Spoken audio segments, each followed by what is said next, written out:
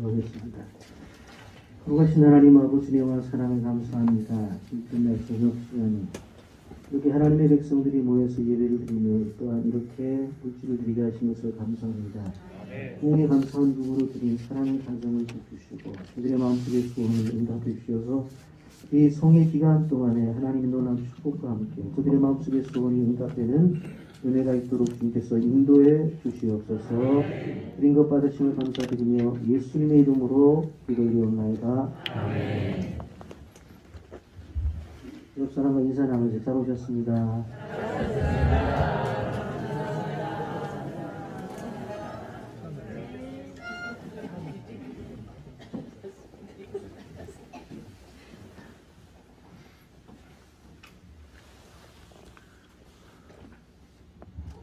오늘 제가 보니까 음악회에 제가 그냥 설교하러 잠깐 온 것 같아요. 네, 너무 훌륭들 하십니다.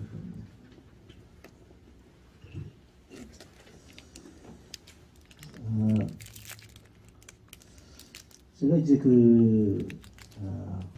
목사가 돼서 목회를 해야 되는 일들이 있어서 고민스러운 것이 뭐였는가 하면 기존에 있는 교회들을 부임해서 가서 목회를 하는가 아니면 새로운 지역에 가서 개척을 해서 이제 목회를 시작하느냐 하는 것에 대해서 많은 고민이 생겼어요. 그런데 당시에 제가 꽤 큰 교회 서울에 부사역자로 있었는데 제가 도전을 받은 것은 신학대학원 시절에 선교에 대한 도전을 받았어요. 네, 그래서 제가 교회를 가만히 이렇게 수천 명 모이는 교회에 사역자로 제가 있으면서 사역을 하는데 대체 이분들은 선교할 생각을 안 해요. 그냥 딱 돈을 붙잡고 교회 재정에 돈이 늘어나는 것에 기쁨이 있지 그것을 베풀고 나누고 하는 부분들에 대한 관심이 별로 없는 거예요. 그래서 주변에 이제 친구 목사님들한테 물어봤더니 이 교회 저 교회들이 그런 교회들이 많은 거예요. 그렇다고 한다면 나는 누구와 이렇게 싸워서 이길 자신도 없고 또 다른 사람과도 다툴 그러한 어떠한 그런 마음도 없을 뿐더러 그래갖고 내가 목회하면서 그렇게 해서 되겠나 이 생각을 해서 그러면 한번 남들이 말하는 개척을 한번 해보자 그렇게 이제 생각을 하고서 이제 개척을 하게 되었어요. 그래서 우리 교회에서 교인들이 한 명도 올 수가 없는 지역이라는 인천 그것도 개발되기 전에 지역에 이제 가서 제가 개척을 하게 되어져요. 그러니까 제가 양육교회 6년 동안 있었는데 성도님들이 말리는 거예요. 그때 분당, 일산도 막 개발될 텐데 왜 그쪽으로 가시지 그러냐고. 그러면 몇 명이라도 좀 따라갈 텐데 그래서 될 건 아닌 것 같다고. 그래서 제가 개척을 했는데 개척을 하면서 정말 고생을 많이 했어요. 근데 이제 사실 저는 개척하면 사람들이 좀 와줄 줄 알았거든요.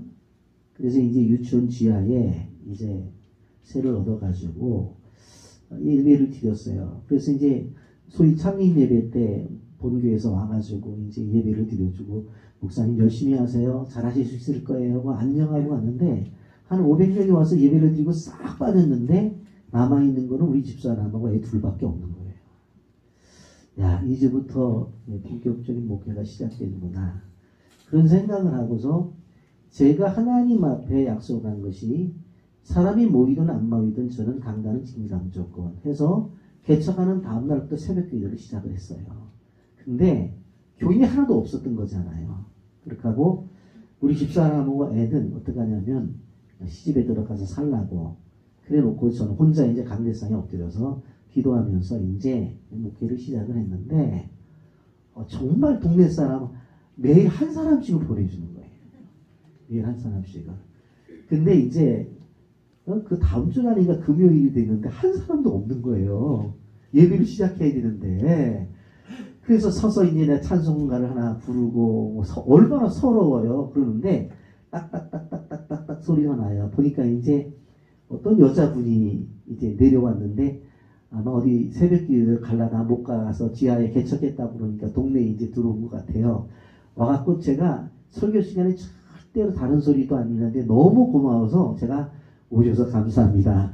그러면서 제가 인사 한번 하고 이제 그때 예배를 드리고 그 이후로 사실은 우리 교회는 사람이 없어서 우리 교인은 아니에요. 그런데 누구를 보내주시든지 보내주셔서 새벽기도회를 지금까지 이어가고 명절이고 언제고 간에 우린 1월 1일 송구영신 예배 드리고 1일날 새벽기도 또 해요. 그러면 그렇게 예배에 대해 철저한 생각을 가지고 이제 시작을 했는데 사람이 모여야죠. 모이질 않잖아요.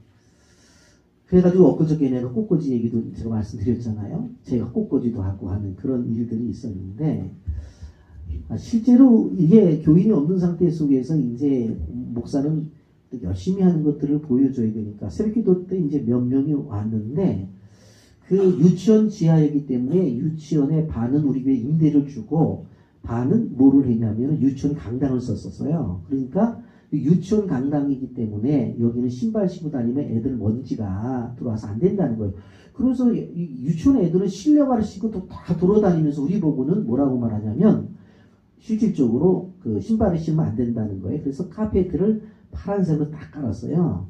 저는 이제 항상 말씀에 대해 생각을 할 때 푸른 초장이라는 개념을 가졌기 때문에 그냥 다 의자도 푸른색, 뭐 바닥도 푸른색으로 했었는데 한 번은 비가 좀 오는 날이었는데 실질적으로 그 이제 자기 교회들 차들 그리고 또 그 마을에 들어오는 새로운 신도시 쪽이니까 마을버스들이 들어왔는데 비포장 들어오는데 그때 아마 예배 시간이 다 된 데까지도 이제 마을버스가 안 들어온 것 같아요. 그러니까 다들 야야 저 지하에 개척교회 한번 가보자 그러고 내려왔는데 그날따라 어떤 자매가 하얀 옷을 원피스를 입고 있었는데 이 카페트가 이게 눅눅하면서 이게 묻어난 거예요. 일어났는데 여기가 시퍼런 거예요. 보니까 그런 제가 얼마나 미안해요. 그걸 몰랐었는데 그런 경험도 하고 비가 와갖고 나중에 봤더니 물이 차갖고 가봤더니 뭐 발목까지 물이 차는 일들. 그래서 양수기 갔다가 또 퍼내면서 울고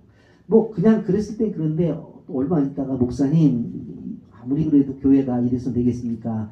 그래갖고 또 없는 분이 또 해갖고는 그 해의 여름에 장판을 또 다 깔았어요. 깔끔하게 이제 됐다. 그랬더니 또 하나님께서 왜 그때 비를 주셔? 그래갖고는 또 비가 와가지고 철렁철렁 차갖고 양수기에 물을 빼내면서 2, 3일 전에 없는 살림에 헌금해갖고 장판 다 깔았는데 그거 다 걷어내는데 제가 땅바닥에 앉아서 운 적이 한두 번이 아니에요. 제가 이럴 줄 알았으면 오라는 교회 갈걸. 내가 이걸 왜 이 고생을 하는가. 한 번 이제 예배 끝나고 나면은 잘 보여야 되니까 신발을 이렇게 다 돌려놔요. 이게 신발장이 있어. 신발을 다 돌려놓는다. 그런데 신발이 한 짝밖에 없는 거야. 야, 교회 갔더니 신발 하나 잊어버렸구나. 이게 큰일 났구나. 근데 그날따라서 주저앉아갖고 눈물이 나는 거예요. 하염없이. 아니 도대체 얘들 예전에 시골에 우리 교회 다닐 때에 교회 가면 신발 잊어버린다고 그렇게 얘기하더니 진짜 신발 잊어버렸는데 그랬는데 여기 와보니까 신발 잊어버린 일이 있다고 그래갖고 제가 웃었는데 신발이 한 짝밖에 없는 거예요. 막 너무 힘들고 하나님 어떻게 이렇게 하시냐고 그리고 하염없이 울고 있는데 딱딱딱딱 소리가 났어요. 그래서 딱 뒤로 돌아보니까 다리가 하나 없는 분이 의족이었어요. 그러니까 신발 하나밖에 없는 거지 뭐. 그걸 내가 다리 하나 없는 사람 같았으면 왜 울겠어. 근데 신발이 두 짝 있는 줄 알았는데 한 짝밖에 없으니까 아이고 이게 도대체 어떻게 된 겁니까? 그런데 뒤에 딱딱딱딱 하는데 보니까는 목발 짚고 다리 하나 갖고 있는 거예요. 그분이 신발 하나밖에 없는 거지. 그래서 제가 그분한테 큰 절을 했어요. 집사님 감사합니다. 그분은 왜 감사한지 몰라. 사실은요. 잘못하면 오해받잖아요. 저는 신발 때문에 이거 오늘 새벽에 신발을 사줄 수도 없고 이거 어떡하지 막 그런 막 생각 속에서 또 신세 한탄이 오는 거예요. 그런데 그분이 다리 하나밖에 없으니까 그렇구나. 신발 한 짝이었던 것이 정답이었구나. 그렇게 이제 하면서 보내면서 아니 이게 뭐 실질적으로 제가 이제 개척교회를 하게 되는데 이 건물을 얻게 되면 새벽 기도를 하잖아요. 그러면 새벽 기도에 5시면 4시 넘어서부터 문을 열어야 돼요. 문을 열어야 되잖아요. 왜? 새벽기도 해야 되니까. 그 새벽기도 문 열고서 한참 또 이제 기도를 하고 있으면 기다려야 되잖아요. 그리고 만약에 교회가 문 열었다가 뭐라도 다른 상가에서 잊어버리면 교회 때문에 잊어버렸다고 그렇게 말할 거 아닙니까? 그러면 저녁 9시, 10시 되면 상가들 다 퇴근해요. 그런데 왜 그때 기도하러 오시는지 모르겠어 또. 그러니까 제가 지켜야 돼, 그거를 기도하는 사람. 어떤 때는 12시가 넘어까지 기도를 해, 하염없이. 그러면 그분 다 나간 다음에 문을 잠궈야지 내가 퇴근하잖아요. 왜? 기도하는 사람 나가라 할 수 없잖아요. 만약 개척교회 목사가 기도하는데 나가라, 저 교회 목사는 말이야. 기도하는 사람 내쫓는다고. 그 소문나면 어떡하겠어요? 그러니까 마음은, 아유, 좀 빨리 갔으면 좋겠는데, 가라고 말은 못하고, 자꾸 들여다보고 있는데, 그래서 그분 가면, 하나님 감사합니다. 그러고서 이제 문 잠그고 퇴근하는 거예요. 그러면 12시 반이고 1시구나 들어가가지고 이제 있다가 새벽 기도 하러 또 나오는 거고. 그렇게 이제, 그때는 차도 많지 않을 테니까 자전거 하나를 또, 서울에 있는 집사님이 또 어떻게 그렇게 걸어 다니냐고 그래서 자전거를 하나 사줘갖고 자전거를 타고 왔는데 이틀 만에 누가 퉁쳐갔어, 또 그거. 막 그냥 이런 것들 저런 것들이 막 겹치면서 개척교회를 하게 되는데 너무너무 힘든 거예요. 너무 힘든 거예요. 그래서 어느 날 제가 강대상에 엎드려가지고 하나님 이러려고 나 개척시켰어요?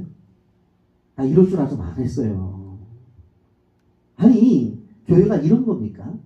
그러면서 제가 거기서 퍽퍽 울었어요. 제가 하나님 생각을 해보세요. 지금 몇 시에 나옵니까? 새벽 4시면 나와서 문 닫고 새벽 기도하고 그것도 빨리 들어가서 밥이라도 먹고 한숨 자고 나와 9시까지 나와야 되잖아요.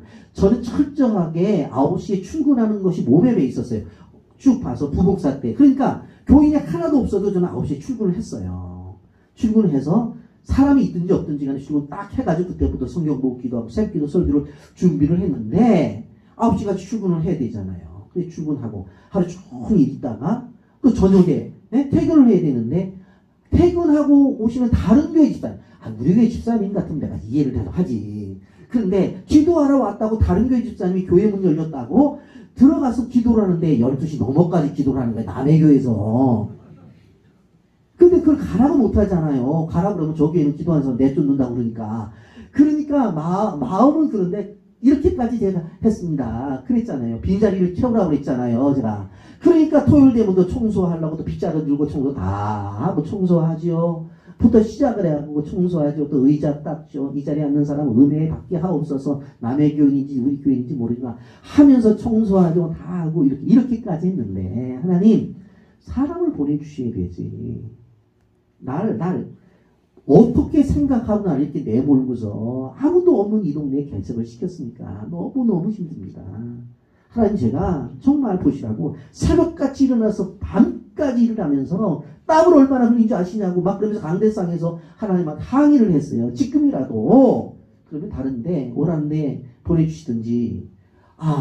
그런데 오라는 대로 있는데 마음이 허락을 안 하는 거야. 안 해요. 허락을 안 하는 거예요.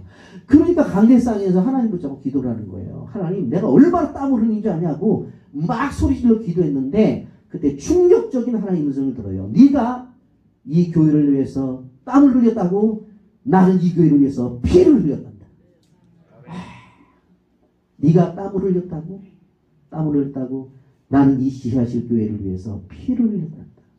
그러면서 내 눈에서 눈물이 쫙 쏟아지는데 제가 평생 동안 내가 눈에서 피눈물을 처음 보게 되었어요. 눈물이 쫙 쏟아지는데 펄건 눈물들이 펄펄펄펄 쓰러지는 거예요. 저는 지금도 그 십자가의 눈물이라고 생각해요. 그래서 제가 느낀 게 뭐냐면 도대체 교회가 뭐냐 도대체.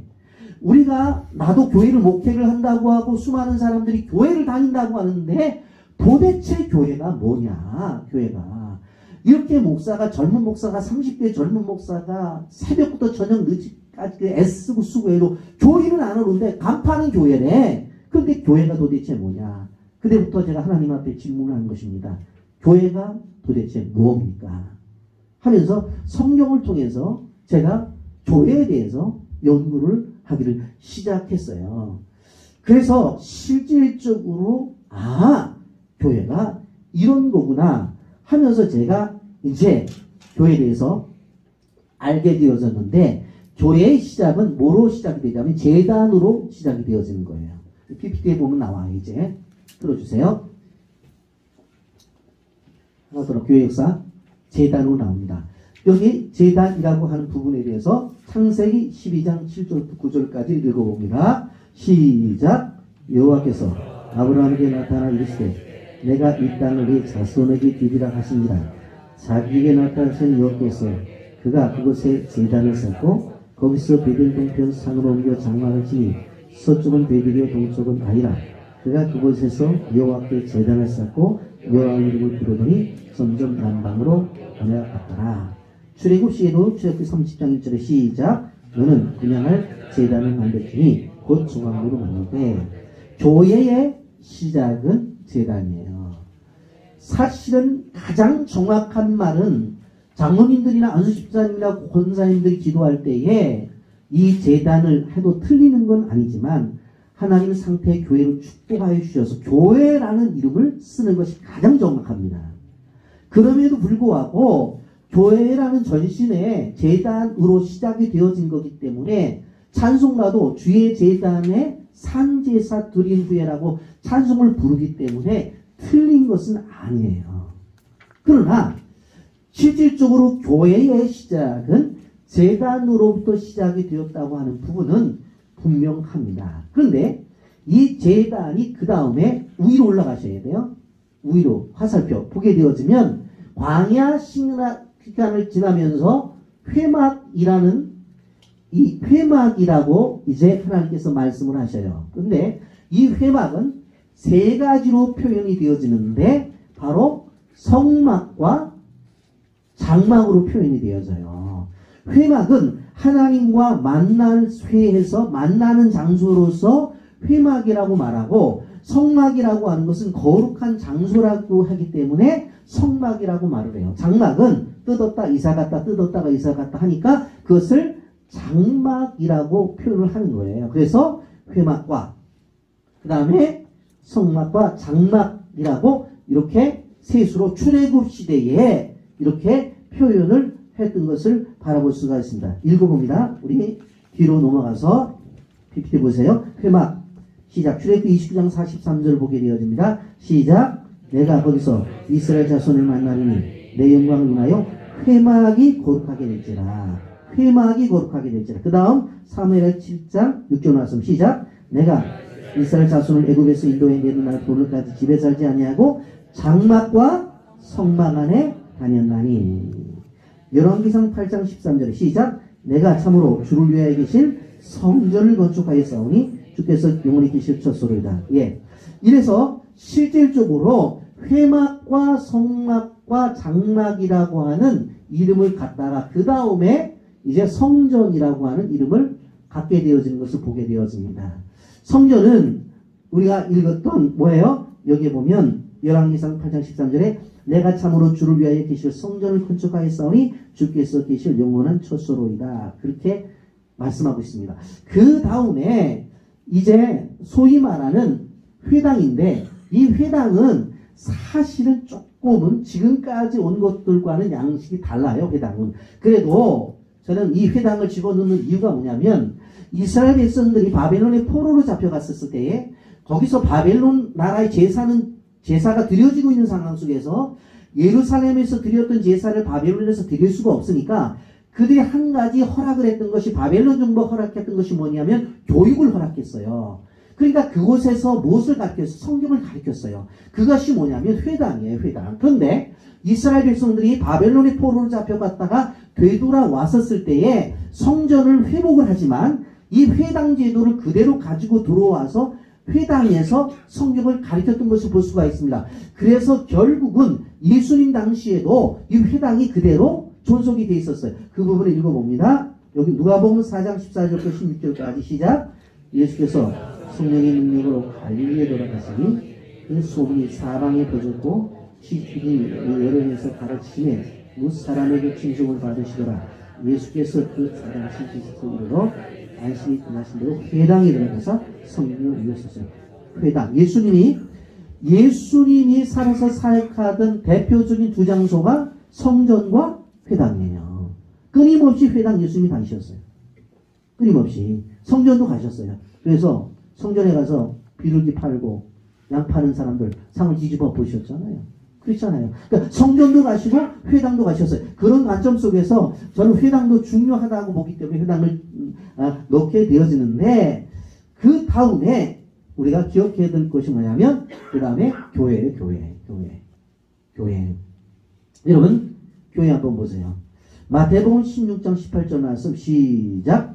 또 내가 내게 이르노니 너는 베드로라. 내가 이 반석 위에 내 교회를 세우리니 음부의 권세가 이기지 못하리라. 반석 위에 교회를 세우겠다. 사실 여러분들이 잘 아는 것처럼 이 반석 위에 세웠다고 하는 것은 베드로가 고백한 주는 그리스도시요 살아계신 하나님의 아들이라고 하는 신앙 고백 위에 교회를 세웠다는 거예요. 사실은. 그런데 로맨 캐토릭에서는 베드로 위에 교회가 세워졌다고 그들은 믿기 때문에 실질적으로 초대의 사도로서 베드로를 인정하고 베드로가 모든 주권을 갖고 있다고 그들은 지금도 믿고 있어요. 자 보세요. 이 교회가 어떻게 되었다고 그랬어요? 사도행전 20장 28절 다 같이 중요하니까 크게 읽어봅니다. 시작. 여러분은 자기를 위하여 또는 온 양떼를 위하여 섬겨라.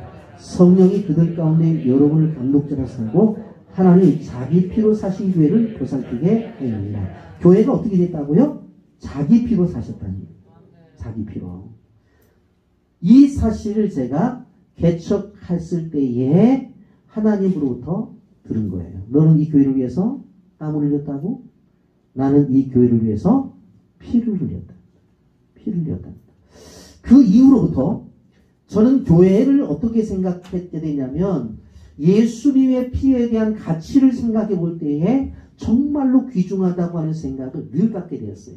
그래서 지하실 교회도 주님의 피로 값주시고 사신 것이고 2층 교회도 주님의 피로 값주시고 사신 것이고 지어진 교회도 주님의 피로 값주고 사신 교회이기 때문에 저는 지나갈 때에 이렇게 2층 교회가 됐든 지하 교회가 됐든 교단하고 상관없이 정상적인 교회는 하나님 저 교회에 부흥을 주옵소서, 저 교회에 축복해 주옵소서. 참 주님이 지하실까지 내려가셔서 피 흘리시려고 얼마나 했었을까. 내가 그런 경험을 해봤기 때문에. 그래서 저는 교회에 대해서 함부로 얘기를 하지 않아요. 제가 참 죄송한 얘기입니다만 목사님들 모임 때 제가 잘 안 다니는데 어느 때 가면 교인들이 하도 속을 새기면 그래요. 이놈의 교회는 그래요. 제가 옆에 있어서 이놈의 이 교회라고 이 목사님 의는 소유격인데 이놈은 누굽니까? 제가 그렇게 물어봐요. 여러분 죄송한 얘기지만 절대로 교회를 상대로 해서 어떠한 대응하려고 그런 생각은 큰일 나요. 교회는 그런 공동체가 아니에요. 교회라고 하는 공동체는 예수님이 피로 값주시고 사신 공동체입니다. 그렇기 때문에 교회는 그렇게 세상의 어떤 공동체나 세상의 어떤 그룹, 건물하고 다른 거예요. 이거는 달라요. 그래서 여기에 사용되어지는 모든 것들이 뭐예요? 성부라는 말을 쓰는 거예요. 이 의자하고 저쪽에 식당 의자하고는 다른 의자예요. 아시겠어요? 보면대도 나가보면 음악하는 애들이 다 보면대 써요. 이 보면대와 교회에서 쓰는 보면대는 보면대가 다른 거예요. 성구예요. 성구라고. 그래서 절대적으로 교회 안에서 사용되어지는 것들을 가볍게 하지 마세요. 구약에 우리가 레위를 보게 되어지면 양을 잡아가지고 성구에 피를 뿌리라고 했어요. 성구에. 이런 것들조차도 거룩하게 만들어야 되는 사명이 우리에게 있는 거예요. 우리에게. 그렇기 때문에 여러분 교회는 함부로 말할 것들이 아니에요. 그 교회 이름이라고 하는 그 자체 속에 뭐가 있어요? 예수님의 보혈의 피가 담겨져 있는 거예요. 그래서 여러분 교회 이름을 부르게 되었을 때 함부로 그렇게 잘못되고 뭐 어떤 이야기가 있을 때 그런 걸 해서 교회 이름을 함부로 얘기해서는 안 돼요. 교회는 그런 것이 아니에요. 그러면서 여기 마태복음 16장 19절 말씀에 보면 이렇게 말씀하고 있습니다. 내가 천국 열쇠를 내게 주리니 내가 땅에서 무엇이든지 매면 하늘에서도 맬 것이요 내가 땅에서도 무엇인지 풀면 하늘에서도 풀리라 그랬어요. 천국 열쇠를 내게 주리니 내가 땅에서 무엇인지 풀면 그랬어요. 교회에는 뭐를 갖고 있냐면 교회는 열쇠를 갖고 있어요. 열쇠하고 자물통 구별 못하시는 분 손 들어보세요. 잘 구별 못하더라도 이분들은 그 자물쇠를 갖고도 뭐라고 요즘 번호키로 많이 하지만 그걸 가지고 뭐 열쇠 그 자물통 이해가 안 되세요? 이 자물통이 있으면 열쇠를 갖다가 열어야지 그게 열리는 거지 자물통이 열쇠가 아니라고. 그러면 우리의 인생의 삶 속에 수많은 잠겨져 있는 것들이 있어. 잠겨져 있는. 이 잠겨져 있는 이것을 키가 누가 있는 줄 아세요? 교회에 있어요. 교회. 그렇기 때문에 성경에서 말씀하는 그대로 우리가 기억해 볼 때 교회가 그렇게 중요한 거예요. 내가 천국 열쇠를 내게 주리니 내가 땅에서 무엇이든지 매면 하늘에서도 맬 것이요 내가 땅에서 무엇이든지 풀면 하늘에서도 풀리리라. 아시겠어요? 교회가 가지고 있는 권세가 대단하다고 하는 것을 우리는 기억해야 되는 거예요. 그렇기 때문에 여러분들이 신앙생활을 하면서 뭐 각자 교회에 믿음 생활하지만 그 교회라고 하는 것들에 대해서 교회라는 이름 자체도 제가 볼 때 말씀을 드렸잖아요. 주의 제단이라고 그렇게 말할 수 있잖아요. 우리 주의 장막에 그렇게 말할 수도 있죠. 주의 성전에 그렇게 말할 수도 있죠. 왜? 이 교회 전신이니까. 그런데 이런 제단이나 회막이나 성전은 제사를 드릴 때 짐승이 피를 흘렸어요. 근데 교회는 누가 피를 흘렸어요? 예수 그리스도가. 그렇기 때문에 다른 거예요. 제단이 중요해요. 왜? 아브라함이 제사를 드렸으니까. 근데 아브라함이 제사를 드릴 때도 어떻게 했습니까? 짐승을 잡아서 제사를 드렸다고. 회막과 성막과 장막의 제사를 드릴 때도 소를 잡든지 양을 잡든지 그 다음에 비둘기를 잡든지 그래갖고 저는 형편이 안 되는데 그랬더니 하나님 뭐라고 그랬어요? 자, 산에 올라가서 산비둘기라도 잡아서 드려라 그랬어요. 빈손 들고 오지 말라고 그랬어요. 실질적으로. 그렇게 제물을 분명히 가지고 제사를 드린 거 분명해요. 그런데 이 제사의 제물은 뭐라고요? 누구의 피? 짐승의 피. 짐승의 피. 그런데 교회는 짐승의 피가 아니라 누구의 피라고요? 예수 그리스도의 피. 그렇기 때문에 여러분들 오늘 저녁에 나온 분들에게 제가 부탁을 드리는 건 뭐냐면 여러분들이 교회를 가게 되어질 때 조금 일찍 밖에서 교회를 보세요. 자기 교회, 출석하는 교회를 보시고 뭐라고 기도를 해야 되냐면 주님 우리 교회에 주님의 보혈이 흐르게 하옵소서. 그 기도를 해야 됩니다. 그 기도를. 왜 해야 됩니까? 흐르고 있다니까. 내가 못 보는 거예요. 그것을 우리의 믿음이 연약해서 보지를 못하는 거고 우리가 연약해서 그것을 증거하지 못하는 거예요. 이미 예수 그리스도는 우리의 교회를 위해서 여기 신의도에 있는 5개 교회 개교회를 위해서도 예수님이 십자가에 피 흘려 죽으셨다고 피로 값 주시고 사셨다고. 그런데 그것을 뭐라고 말해요? 우리는 보지를 못하는 거예요. 그걸 느끼지 못하는 거예요. 그걸 감동이 없는 거예요. 여러분 신약의 성도들이 구약에 돌아가서 은혜를 받을 필요성들이 있어요. 제가 이 부분에 대해서 자세하게 설명을 못하고 한 10분 정도 성막에 대해서 성막 기도에 대해서 설명을 좀 제가 하려고 생각을 하는데 그때 프린트물을 나눠드리고 제가 성막 기도를 어떻게 하는지 제가 좀 가르쳐 드릴 거예요. 그래서 오늘 낮에도 말씀드렸지만 나 성경 공부를 성막을 가르칠 것인가 아니면 기독교의 기본 교리를 가르칠 것인가 해서 책을 만들어가지고 나 성경 공부를 지금 진행을 하고 있잖아요. 그런데 실질적으로 이 제사를 드리러 가는 사람이 제물을 고를 때 여러분 다다시피 다 보잖아요. 깨끗한 거 제일 나은 걸 다 고르잖아요. 그걸 가지고 간다고. 그것도 힘든 거예요. 이건 소가 어디가 깨끗한가 다리부터 다 살펴봐갖고 다 봤는데 여기 등짝에 뭐가 이상하게 있으면 이것도 안 되겠다. 그리고 또 고르고 또 고르고 또 고르고 이게 쉬운 거 아니라고요. 쉬운 게 아니다. 예수님 당시에 그러면 와서 골라라고 그래서 실질적으로 성전 주변에 양을 키우는 사람들도 있었잖아요. 그 사람들이 예수님이 이 땅에 오시는 것에 대해서 양치는 목자들에게 천사가 나타나서 예수님이 오실 것에 대해서 가르쳐 줬잖아요. 그런데 왜 문제가 생깁니까? 먼저 온 사람들이 좋은 거 다 보려고 나중에는 안 좋은 거 남을 거 아닙니까? 그러니까 거기다 대놓고 뭐라고 그러냐면 뭐 얼굴도 못생겼는데 뭘 다 받으려고 그래요. 그리고 또 서로 간에 협상을 하고 안 살라면 마세요. 졸업식장에 꽃같이 막 그러다 보니까 문제가 생긴 거 아닙니까? 그래서 예수님이 상을 뒤집어 엎은 거 아니겠어요? 보면. 그런데 그렇게 사서 가지고 들어갔다고 해보세요. 처음에 딱 들어가서 번제단이 왔는데 번제단에서 그 소나 양이나 염소나 비둘기를 누가 잡냐면 제물을 가지고 온 사람이 잡는 거예요. 제사장이 잡는 게 아니에요. 근데 소가 날 잡아서 하시겠습니까? 양이 날 잡으라고 하겠냐고 가만히 안 있어요. 그래서 예루살렘의 제사 때가 되어지면 예루살렘의 그 또랑이 개울이 피바다예요. 성전에서 그 피를 흘려서 흐르는 것들이. 그 안 죽으려고 하면서 찌르고 그걸 각을 뜨고 그래서 제사장이 그걸 갖다가 제사를 드린다는 거예요. 짐승을 앞에다 놓고 어떻게 합니까? 이 죄가 누구의 죄예요? 나의 죄잖아요. 내가 죽어야 되는데 네가 죽는 거야 하면서 손을 얹고 그 죄를 머리에다 손을 얹고 이 죄가 왔다고 그렇게 하고 그걸 잡는데 그냥 죽는 게 아니라고. 쉬운 게 아니에요. 구약의 성도들은 우리보다도 훨씬 더 피비린내 나는 그런 경험들을 했어요. 쉽게 죄 잘 안 지으려고 그랬지. 근데 우리는 예수님이 다시 죽으셨으니까 찬송 한 장 부르고 예? 주의 보혈 한번 부르고 나서 다 됐다 그러고 집에 가잖아요. 그러니까 이게 안 돼요. 신약의 성도들이.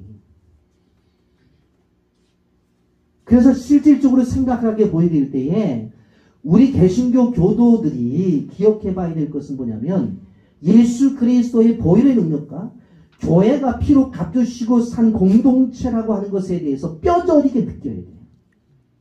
그러니 교회는 회복이 되어져요. 거기서. 그래서 중직자들이 교회 갈 때 급하다고 그냥 들어가는 게 아니라 다 보시라고 교회를 보고 주님 보혈이 흐르고 있습니다. 근데 왜 내 눈에 안 보이죠? 왜 내 눈에는 안 보이죠? 보여야 됩니다, 나는. 왜?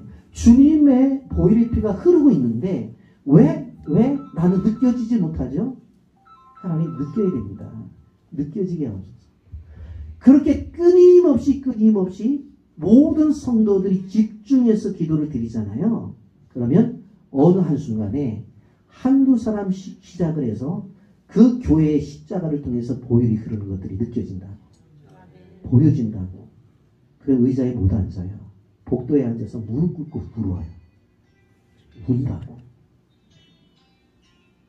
이 시대에 실질적으로 그게 필요한 거예요. 그게. 교회라는 것을 너무 가볍게 생각해. 교회로.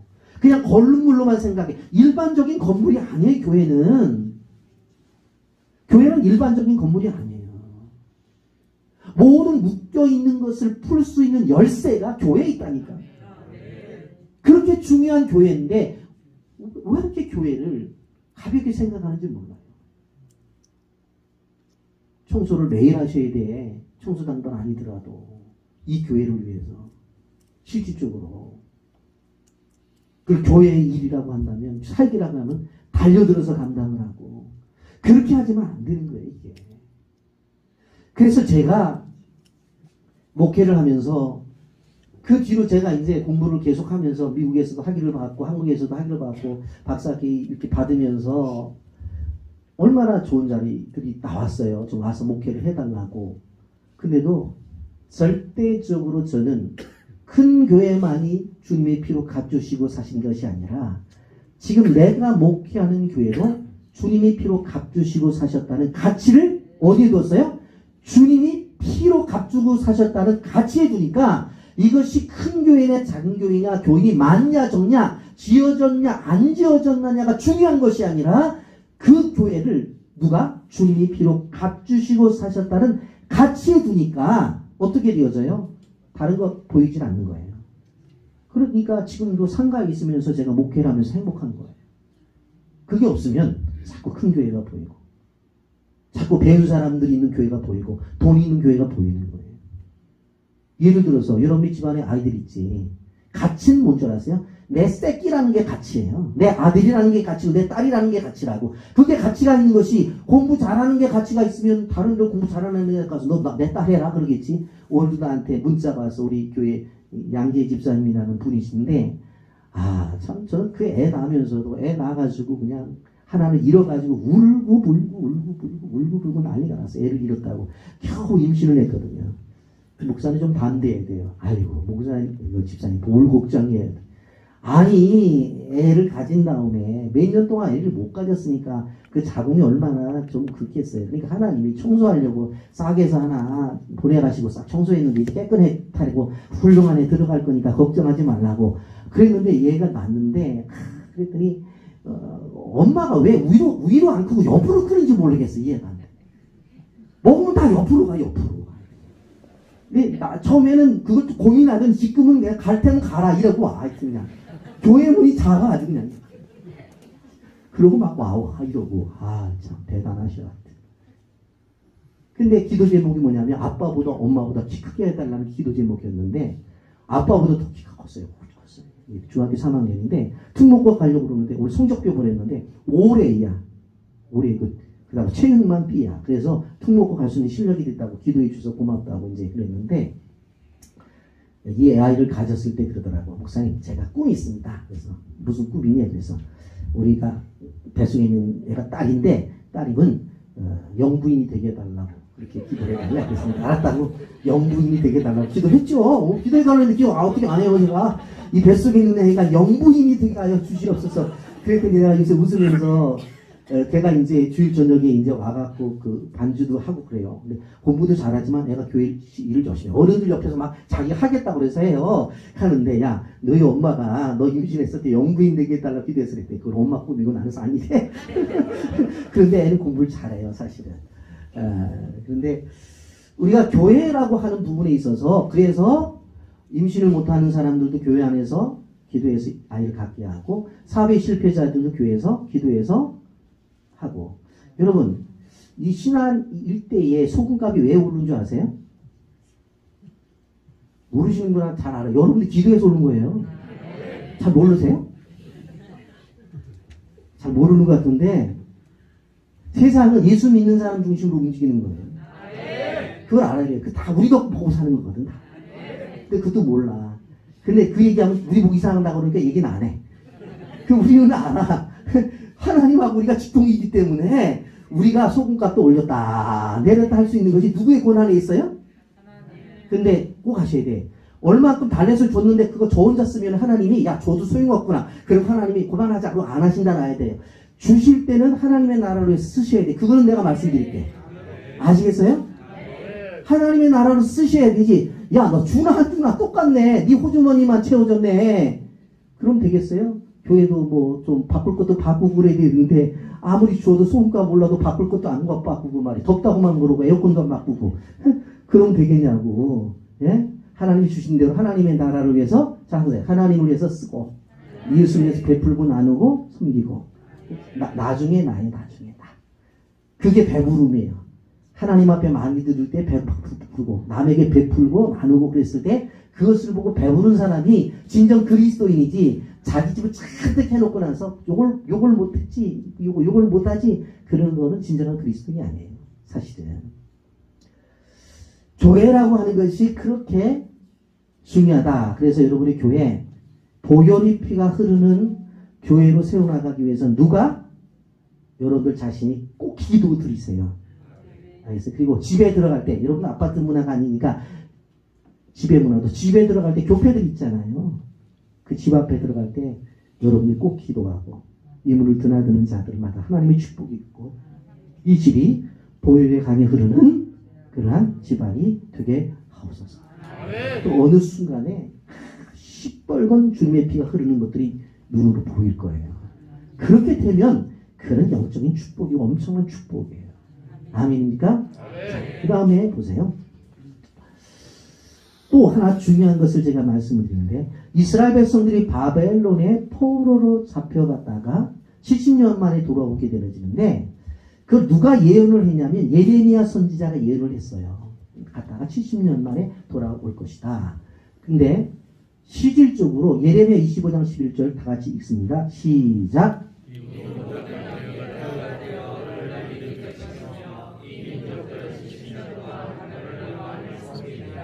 자, 그 다음 넘어가서 1차 이제 포로로 이제 3번 잡혀갔다가 1차 포로 교환이 538년에 이루어지게 되어져요. 그래서 수룹바벨이 중심으로 되어서 49,897명이 귀환하여 수룹바벨 성전을 짓기 시작해요. 그런데 15년 동안 중단이 됩니다.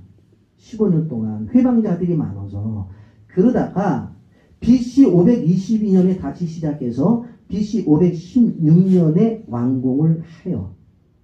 몇 년에? 주전 516년에 완공을 해요. 그 다음에 보세요. 성전 완공을 한 BC 516년에서 남방 유다가 멸망한 BC 586년을 집에 가서 휴대폰 갖고 계산해 보세요. 몇 년 나오는 줄 아세요? 70년이 나오는 거예요. 그러니까 예레미야가 예언을 할 때에 70년 만에 되돌아온다고 한 그 70년은 성전이 무너졌다가 다시 이스라엘 백성들이 바벨론의 포로로 갔다가 되돌아와서 성전 공사를 마치는 날, 그때까지가 70년이에요. 자, 그러니까 여러분들 여기서 알 수 있는 것이 뭘까요? 이스라엘 민족이 바벨론의 포로, 성전이 무너져서 바벨론의 포로로 잡혀간 것부터 시작해서 70년 후에 되돌아오겠다는 예레미야 선지자의 예언은 그 중심에 보면 이스라엘 민족이 죄를 지었기 때문에 붙잡혀 갔지만, 그러나 되돌아오는 시간의 내용을 보게 되어진 무엇이 중심이 된 거예요? 성전이 중심이 된 거예요. 성전이. 그러니까 이 성전이 그만큼 가치가 있는 거예요. 물론 실질적으로 우리가 보게 되어질 때에 수르바벨 성전이 이제 이루어지죠. 바벨 성전이.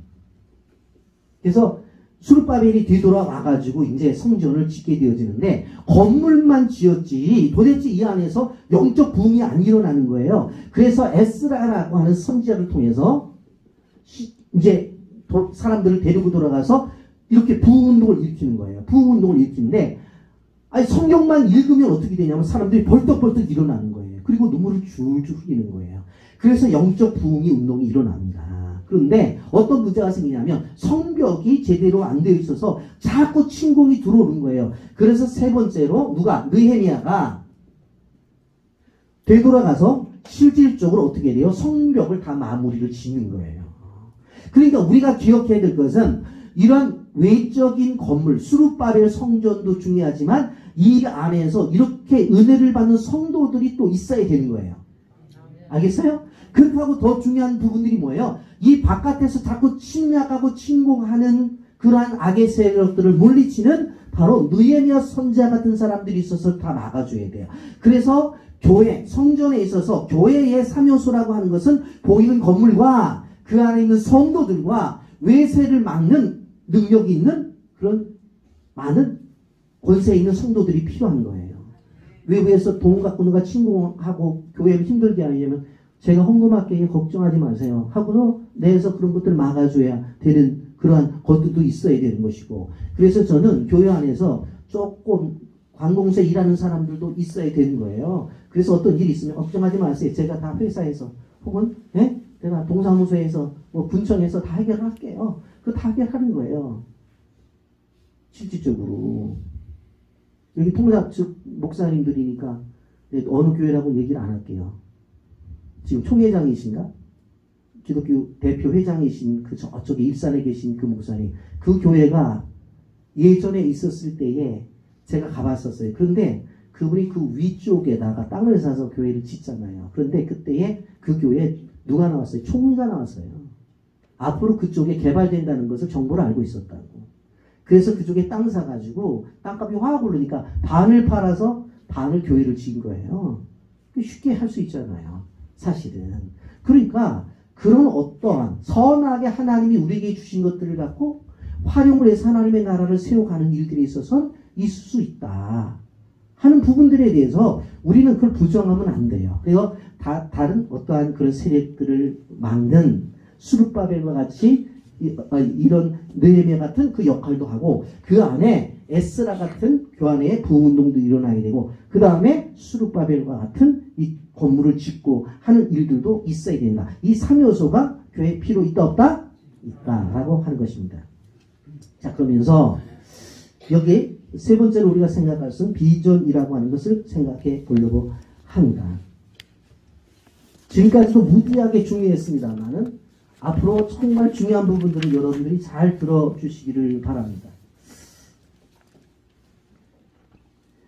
여러분, 실질적으로 비전이란 무엇인가? 비전의 목적은 자신만을 위한 것이 아니라 위로 하나님을, 아래로는 다른 이를 위한 것이어야 된다 하면서 그 다음에 보세요. 비전과 미션, 그 패션이라고 하는 그 부분에 대해서 제가 설명을 할게요. 저는 이 비전이라고 하는 것을 한국 사람들은 꿈이라고 그렇게 번역을 하고 하는데 저는 이것을 그렇게 좋아하지 않아요. 꿈. 왜 그런 줄 아세요? 꿈은 어디로부터의 출발이냐면 나로부터의 출발이에요. 꿈은. 네 꿈 뭐냐? 아유 저는 사관학교 가서 장군이 되고 싶은데 야 그 군종시대에 나는 것이 지금은 그거 해봤자 별별 일 없어. 하지마. 어른들이 바꾸어줘.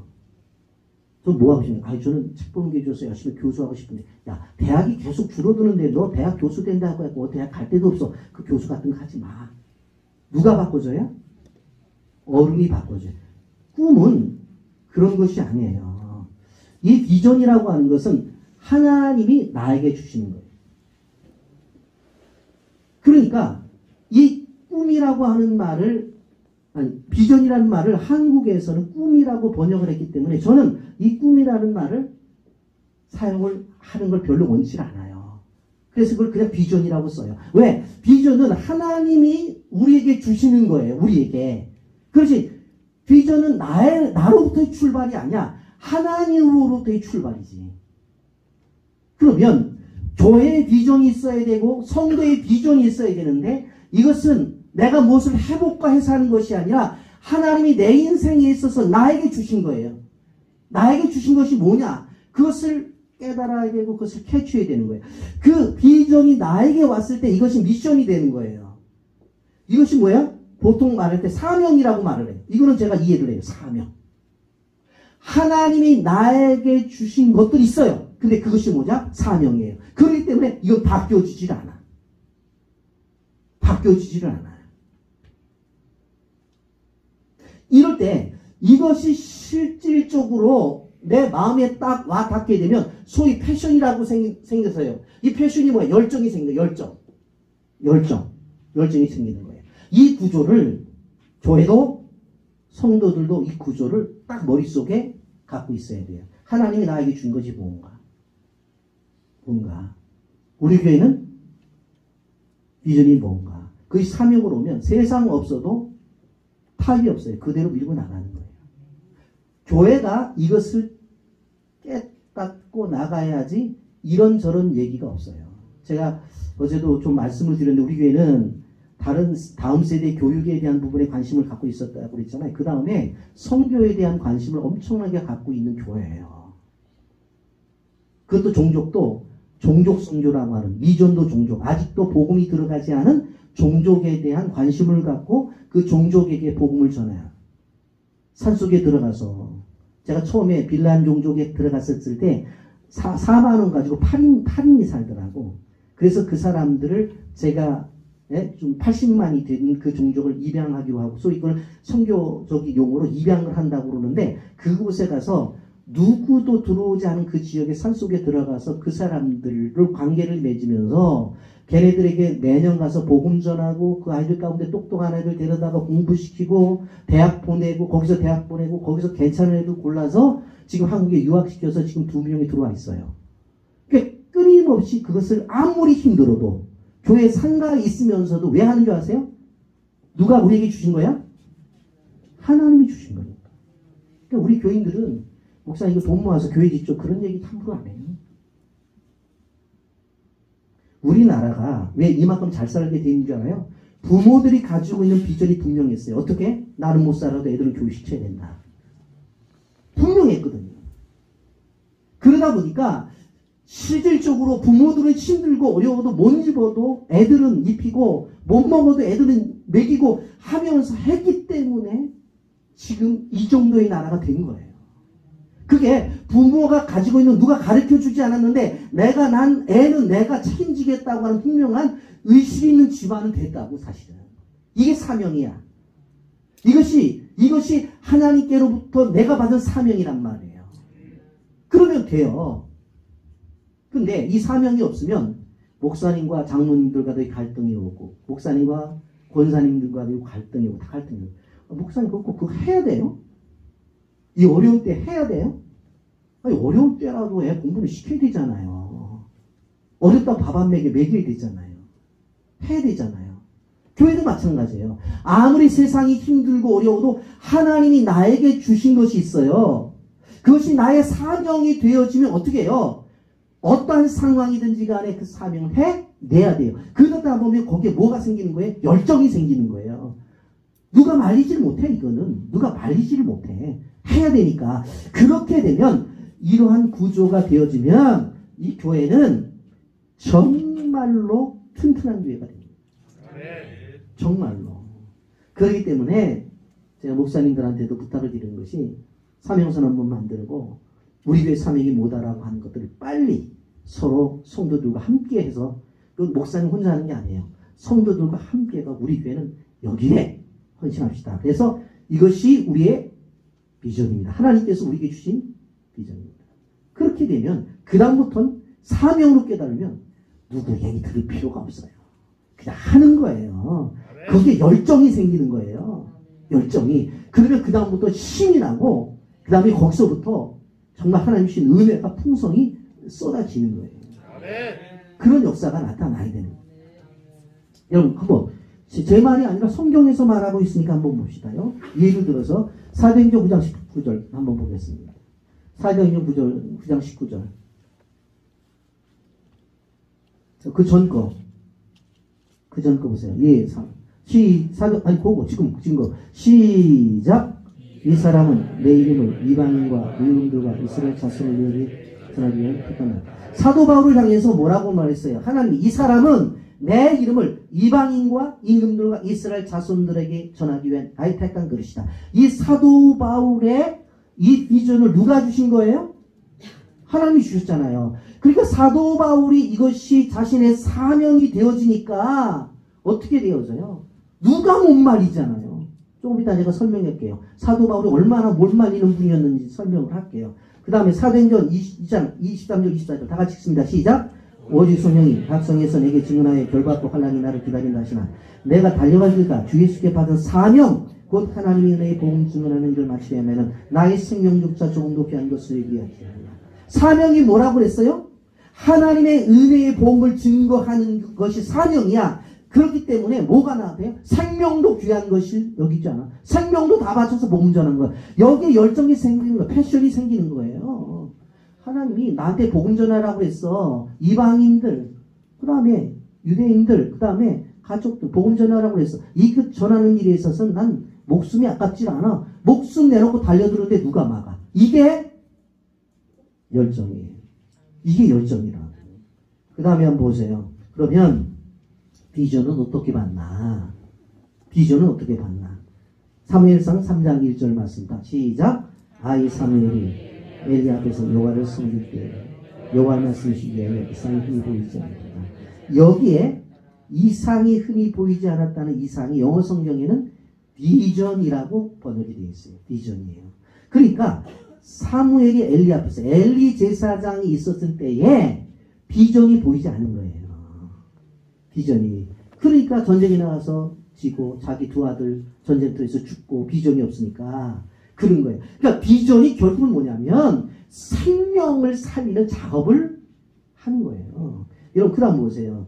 자 그렇다고 한다면 여호와의 말씀이 희귀하 이상이 안 보였다고 그랬잖아요. 그러니까 실질적으로 우리가 그 사무엘상에 가보게 되어지면 실질적으로 사무엘을 부르게 되어질 때 엘리 선지자도 실질적으로 그걸 잘 깨닫지 못해가 부르니까 나 너 안 불렀어 나 안 불렀어 그렇게 얘기하잖아요. 그러다가 나중에 가서 야 하나님 부른 것 같다 그렇게 얘기를 하잖아요. 그때는 하나님이 말씀하셔도 잘 깨닫지 못하는 시기였단 말이에요. 그러니까 말씀을 통해서 비전을 깨닫는 거예요. 목사 이거 한번 해보죠. 저거 한번 해보죠. 그런 게 아니에요. 그래서 실질적으로 그 비전을 이야기하게 될 때에 말씀에 근거되어서 비전을 제시해야 되는 거예요. 자 보세요. 개인 비전 한번 볼까요? 모세 출애굽기 3장 10절 시작.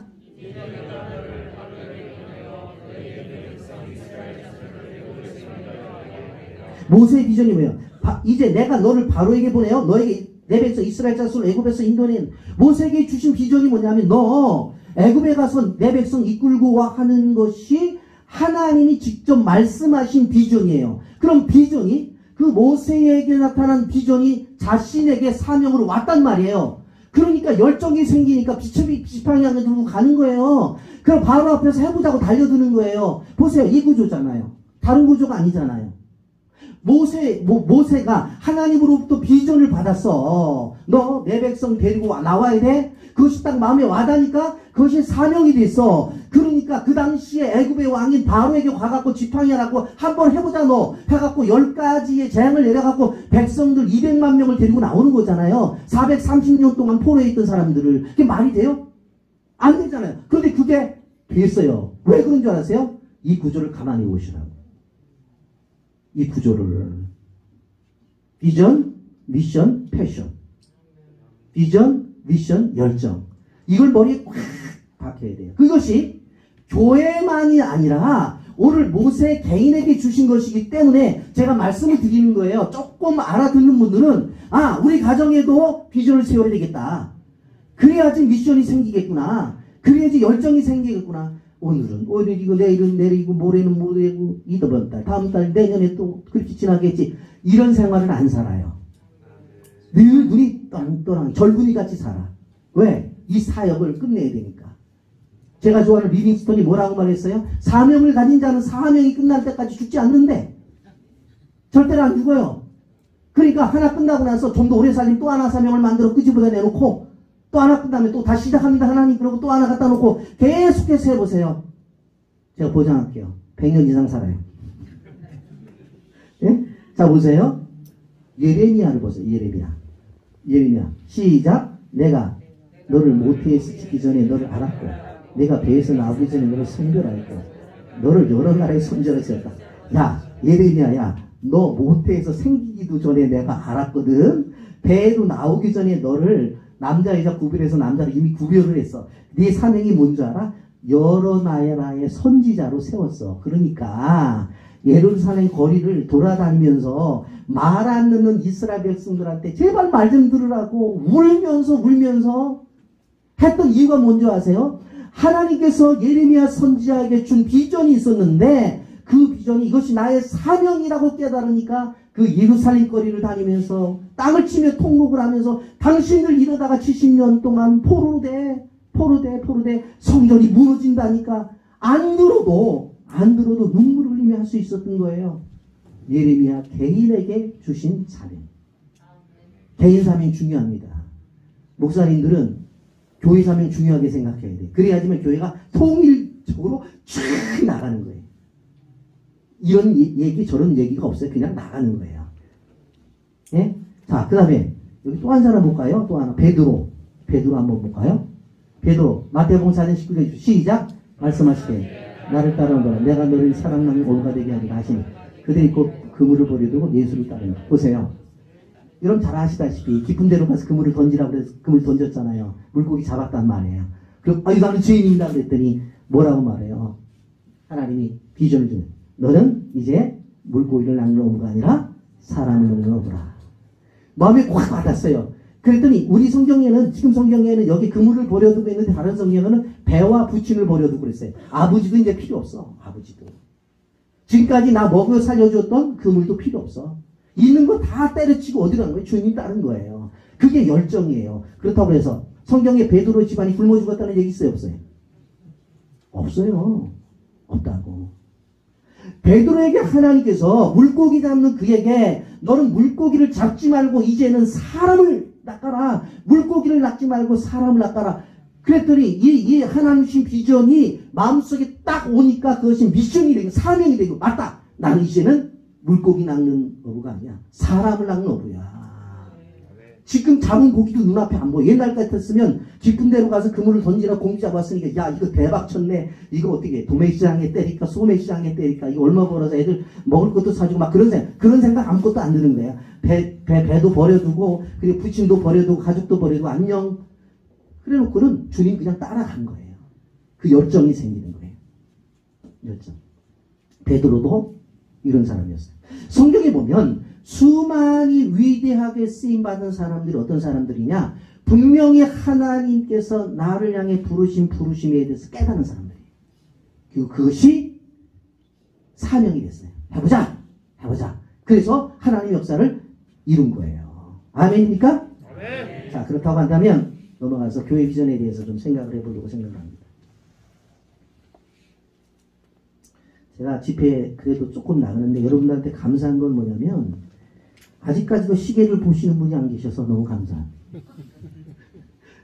언제 끝나나 저 끝날 시간 되면 끝나요. 걱정하지 마세요. 제가 항상 얘기하잖아요.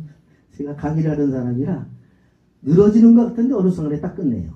그러니까 시간 되면 끝나요. 끝나는 게 붙지 마세요. 그 시간 언제지. 제가 딱 생각하는 게 있으니까.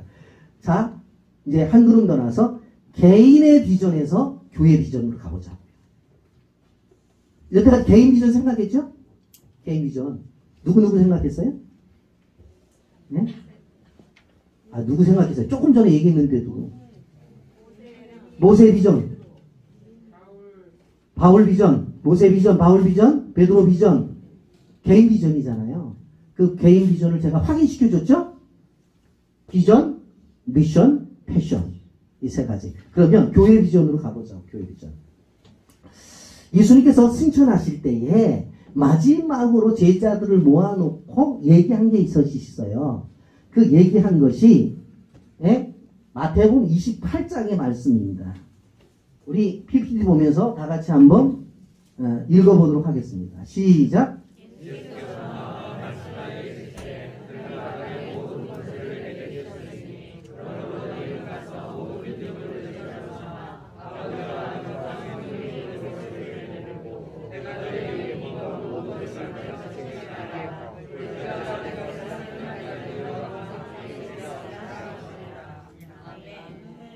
아니 하늘로 올라가시면서 예수님이 우리 뭐 할까요? 그랬더니 너희들 가 그러는 거예요. 가라고. 그러니까 어디로 가라느냐? 그 다음에 성경 마태복음 1장 8절을 보세요. 너희는 가서 다 같이 읽어보세요. 시작.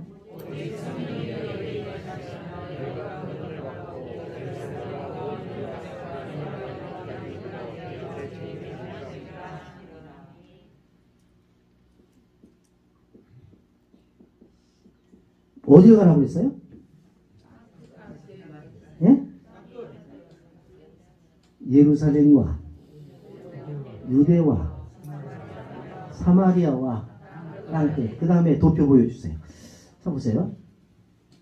120명이 막 기도를 했어. 예수님이 떠나면서 기도하라고. 기도를 했더니 성령이 임재가 되어져요. 쫙 임재가 되어진다. 권능이 임하는 거야. 그러면서 나타나는 것이 뭐냐면 예루살렘과 유대와 사마리아와 땅끝의 증인이 되라고 그랬어요. 예루살렘은 뭔 줄 아세요? 우리식으로 말하면 교회 내야. 교회 내. 유대는 지역사회예요. 사마리아는 우리식으로 말한다면 다문화 가족을 말할 수 있는 거예요. 사마리아. 사마리아가 형성된 것이 보게 되어지면 북방 이스라엘이 아수르의 침공을 당해갖고 무너지게 되어지는데 아수르의 정착은 어떻게 되어졌냐면 이방인들을 그곳에 이주시켜서 혼혈족을 만들었어요. 그래서 혼혈족이기 때문에 예수님 당시에도 사람들이 사마리아를 지나가지 않았잖아요. 그런데 그 지나가지 않은 지역에 어떻게 예수님이 가서 수가성 여인을 만들어서 여자 부흥사를 만들잖아요. 그래서 물동이를 버려두고 어떻게 나가서 전도를 함으로 수많은 사람들을 예수 믿게 하잖아요. 그 근거가 사마리아란 말이에요. 그러니까 사마리아는 어떻게 보면 혼혈족들이에요. 지금으로 말하면 다문화족이에요. 다문화. 땅끝이라고 하는 것은 우리가 잘 아는 열방이에요. 자, 여기서 한 가지 우리가 보세요. 우리가 증인이 되어져야 될 영역이 어떻게 되느냐. 우리는 그래도 이 지역은 괜찮아. 연합 예배로도 드리니까. 그런데 실질적으로 가서 증인이 되어지는데 교회 내에서 증인되는 것이 열심히 해요. 교회 내에서. 아유, 오늘 목사님 설교 너무 좋았지. 너무 좋았어. 우리 목사님. 참 우리 교회 있기에 아까우신 분이야. 너무너무 좋았어. 야, 오늘 특성이 어땠어? 너무 좋았고 찬양대도 너무 좋았어. 너무 좋았어. 우리끼리는 증인이 돼요. 우리끼리는 좋은 거예요. 우리끼리는. 근데 문 밖에 탁 나가서 한잔하고 지나가는 사람 보면 막 쉐기들 또 그려버리거든요. 제가 얘기했죠. 두 가지 종류의 사람밖에 없다고. 전도받은 사람과 전도받을 사람. 구원받은 사람과 구원받을 사람. 세상에는 두 가지 종류밖에 없어요. 두 가지 종류밖에. 근데 교회 내에서 증인이 되어지는데 지역사회 속에서 증인이 되어져야 돼요. 지역사회. 이 신의도 지역사회 속에서 교회의 존재 가치가 인정을 받아야 돼요. 목사님들이나 장로님들이 깨닫고 성도들도 그래야 돼요. 깨달아요. 지역사회 속에서. 그래서 지역사회 속에서 우리 교회가 돼야 돼요. 교회가 안 나오는 사람들도 우리 교회가 돼야 돼요. 우리 교회. 우리 목사님이 돼야 돼요. 우리 목사님이. 쟤네 목사야. 그리고 우리하고는 상관이 없어. 그러면 안 돼요. 우리 목사님이 돼야 돼요. 지역사회 속에서. 우리 그 1층에 중국집이 하나 있는데 주일날 그 장사를 하죠. 그런데 우리가 이사를 간다 그러니까 그 아주머니가 한 번 와서 그래요. 목사님, 너무너무 섭섭해요. 그래서 왜요? 그랬더니 제가 주일날도 교회를 못 나가고 지금 믿지 않는 사람하고 내가 결혼을 해서 지금 교회를 못 나가지만 어렸을 때 주일학교를 다녔는데 교회에서 4층에서 찬양소리 울려 펴질 때 제가 짜장면, 면을 뽑으면서 우동을 마르면서 밥을 볶으면서 내가 얼마나 마음에 위로가 되는지 몰라요. 근데 교회가 떠난다고 하니까 그 소리를 못 들을 거 생각하니까 너무너무 마음이 아파요. 그렇게 어떻게 하든지 간에 다른 사람에게 어떤 영향을 줘야 되는 거예요. 지역사회 속에서 그 교회가 인정을 받아야 돼요. 그래서 여러분 어떻게 되냐면은 여기는 눈 오는 일들이 별로 없죠. 근데 어떻게 됐든지 간에 교회별로 여기다 띠두르고 담배꽁초라도 주스러 가고 눈 오면 눈이라도 앞마당 쓸어야 되고 뭐라도 해서 자꾸 교회가 세상 속에서 뭘 하는 것들을 자꾸 보여줘야 돼요. 자꾸 보여줘야 돼요. 여기에서 끝나고 나서 떡 주는 건 너무 좋잖아요. 우리만 먹지 말고 어떻게 될까요? 부흥회 기념으로 다음 주에 동네에도 좀 돌리고 막 그래야 돼요. 이게 무슨 떡이냐고. 부흥회 끝난 다음에 감사떡이라고. 이게 부흥회 끝나고 나서 감사떡이라는 것도 있네. 뭔가가 막 주변에서 교회에 대한 분위기가 좋아야 되는 거예요. 믿지 않는 애가 아파. 그럼 목사님이 차가 되고 타라고 지금 여기 어떻게 되냐고 해가지고 그냥 병원에 싣고 가고 하여튼 교회가 모든 일들을 감당할 수 있는 주체가 돼서 지역 사회 속에서 교회가 큰 역할을 해야 돼요. 여러분 생각을 해보세요. 이게 앞뒤가 꽉 막힌 목사님들 때문에 내가 견딜 수가 없이 힘들어. 사실은 딱 들어가서 뭐 장례가 있는데 들어가니까 뭐 사과도 머리 깎고 있고 뭐 배도 머리 깎여 있고 무슨 뭐 수박도 머리 깎고 있으면 예배 안 드린다고 그거 다 나가기 전에 안 드리는데 내가 그래서 웃으면서 우리 학생들한테 그래. 목사님들 그러지 말라고 하라고. 왜 하라고 하는 줄 아세요? 죽은 사람을 상대로 해서 우리 예배 드리는 게 아니잖아. 살아있는 사람을 향해서 예배를 드리는데 그만큼 전도할 수 있는 사람들이 많은 게 기회가 어디 있는 거야. 그렇잖아요. 예배를 드리러 갔으면 그분은 예수를 믿었으니까 예배를 초청한 거고 그 자식들 가운데 안 믿는 사람이 있으니까 어떤 사람은 상고머리를 만들어 놓고 어떤 빡빡거리를 만들어 놓고 어떤 거를 머리는 파리화를 만들어서 과일을 쫙 올려놨잖아요. 그게 뭐가 상관이 있어요. 그 앞에 있는 사람들은 뭐예요? 전도 대상자잖아. 우리 돌아가신 김 권사님이 김 집사님이 자식들 전도하라고 싹 불러모다 모아놓네. 그러고 나서 천당 갔다고 얘기하면 안 믿어도 좋아한다니까. 엄마 다 천당 갔다고 아빠 천당 갔다고 다 좋아해. 얼굴이 환해. 근데 안 믿으면 못 만나요. 그러면 얼굴이 환해진다니까. 전도 대상자들이죠. 제가 우리 옆에 이제 결혼식도 하고 부페도 하는 그 홀이 있어요. 거기 이제 권사님이 한번 오더니 목사님, 요즘 애들은요 주례할 사람이 없으면 둘이 결혼 주례도 없이 한대. 그래서 그게 왜 그래요? 그랬더니 뭐 시장은 얼마 받고 뭐 구청장은 얼마 받고 해서 얼마 받아서 한대. 그래서 내가 그럼 권사님 그러지 말고 나 얘기해. 내가 가서 공짜로 해줄게. 그랬더니 그게 목사님 걔네들 알지도 못하는데 그래서 걔네들이 허락하면 한다는 거지. 그런데 그걸 어떻게 그게 가능해? 그래서 권사님 내가 가서 설교를 한다고 걔네들에게 그랬던 이미지를 안 주지만 성서에서 말씀하시기를 하면서 한마디씩 하면 그게 전도지. 그러면 내가 주례한다면 돈은 안 받는다. 그런데 밥은 먹여줄 거 아니냐. 점심 한 끼 때우면 되지 내가. 그리고 그 수많은 사람들 내가 전도하고 오면 하나님께서 상 주실 거 아니냐고. 그러면 되지. 그랬더니 목사님 생각이 다르시네. 그러더라고요. 그러니까 우리가 생각의 전환을 사실 가져야 돼요. 그러니까 죄송한 얘기입니다만은 여러분들 조금 오해는 하지 마세요. 교회에서 초청잔치 해야 안 해요? 해요 안 해요? 왜 가만히 계세요 목사님들? 믿지 않는 사람들 초청잔치 해야 안 해요? 하죠? 전도 축제 같은 거 하잖아요. 이 동네는 안 해요? 코로나 때 못했어. 코로나 이전에 하잖아요. 그러면 오는 사람이 믿는 사람이 안 믿는 사람이에요. 안 믿는 사람이에요. 그러면 어떤 사람이 예식장을 못 잡았어. 교회 빌려줘야 될까 안 빌려줘야 될까? 이해가 되시죠? 무슨 얘기인지? 전제는 뭐예요? 목사님이 주례하는 거예요. 그 대신 뭐 찬송 부르고 그런 걸 안 하더라도 좋은 얘기 해줄게. 다 전도 대상자들이잖아. 아, 예식장 한번 빌린 돈이 얼만데 출장 뷔페 빌려갖고 목사님 밥은 먹여 주겠지. 다 전도 대상자들이잖아요. 지역 사회 속에서 그래서 요즘은 도시교회가 입구에 다 카페를 만드는 거예요. 믿는 사람이든지 믿지 않는 사람이든지 저렴한 비용으로 커피를 먹을 수. 여러분들 배 타고 나가서 이 지역도 내가 볼 때는 하셔야 된다고 생각하는 부분이 뭔가 하면 이 목포나 광주 쪽으로 나가보세요. 조금 큰 교회들 1층이 다 카페예요. 다 싸고 맛있고. 왜 그런 줄 아세요? 믿지 않는 사람들이 올 수 있는 발판을 열어주는 거예요. 지금. 예전에는 그냥 시작이 교회야. 들어가면 거기서 아무도 못 가. 근데 지금은 믿지 않는 사람들도 올 수 있게끔 교회가 자꾸 장소를 이렇게 오프닝을 시키는 거예요. 오프닝을. 그러니까 무슨 얘기냐면 지역사회가 저 교회가 우리 교회라는 생각이 들게 해야 돼. 쟤네도 예수 믿는 애들만 다니는 게 아니라 저거는 우리도 갈 수 있는 데야. 우리도 갈 수 있어. 그렇게 만들어 줘야 되는 거예요. 그렇게 교회 구조를 만들고 교회 카페를 만들고 그렇게 해줘야 되는 거예요. 그리고 여기도 신도의 시를 제가 안 봤는데 시험 때 되면 문 열어놓고 와서 공부하고 싶은 애들 공부하라고 열어주고 그리고 목사님이 간식도 갖다 주고 차도 끓여주고 얼마나 좋아요. 보면 예?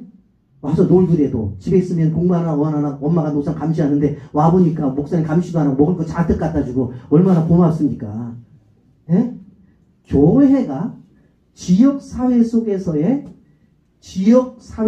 우리의 교회가 되어져야 되는 거예요. 이런 것을 깨닫기 때문에 도심지 교회가 지금 교회 주차장을 다 공개하는 거예요. 아무나 와도 줘서. 대신 붙여놓잖아요. 예배 시간이 언제니까 그때만큼은 이 자리를 비워달라. 그리고 꼭 앞에다가 전화번호를 적어놔 주십시오. 그리고는 그 도심지의 교회들이 그 비싼 주차비를 받지 않고 열어놓는 거예요. 그래서 관리하시는 집사님이 차들을 다 알아서 그걸 하는 거예요. 우리 교회는 언제 빠져주셔야 됩니다. 그 교인들은 또 돼야 되는 거니까. 그런데 예전에는 다 걸어놓고 아무도 못 들어왔거든요. 지금은 이제 교회 트렌드가 바뀌어지는 거예요. 그러니까 이 지역사회 속에서 교회가 지역사회와 하나가 될 수 있는 것들이 뭔가? 지역사회. 사마리아, 다문화. 이 부분에 대해서 여러분 관심을 가져야 돼요. 지금 여기 이 지역에는 일을 하러 외국인들이 얼마나 들어오는지 모르겠는데 저는 이 지역만큼 좋은 데가 없다고 생각을 해요. 지금 정부에서 외국인들 근로자들을 받아들이려고 많이 노력을 하거든요. 지금 저는 이제 학교에 있어서 알고 있는데 교육부가 지금 현재 석사 같은 경우에 과거에는 10%의 학생만 받았는데 지금 30% 늘렸어요. 왜냐하면 외국에 학생이 안 들어오면 학교가 다 무너지게 생겼으니까.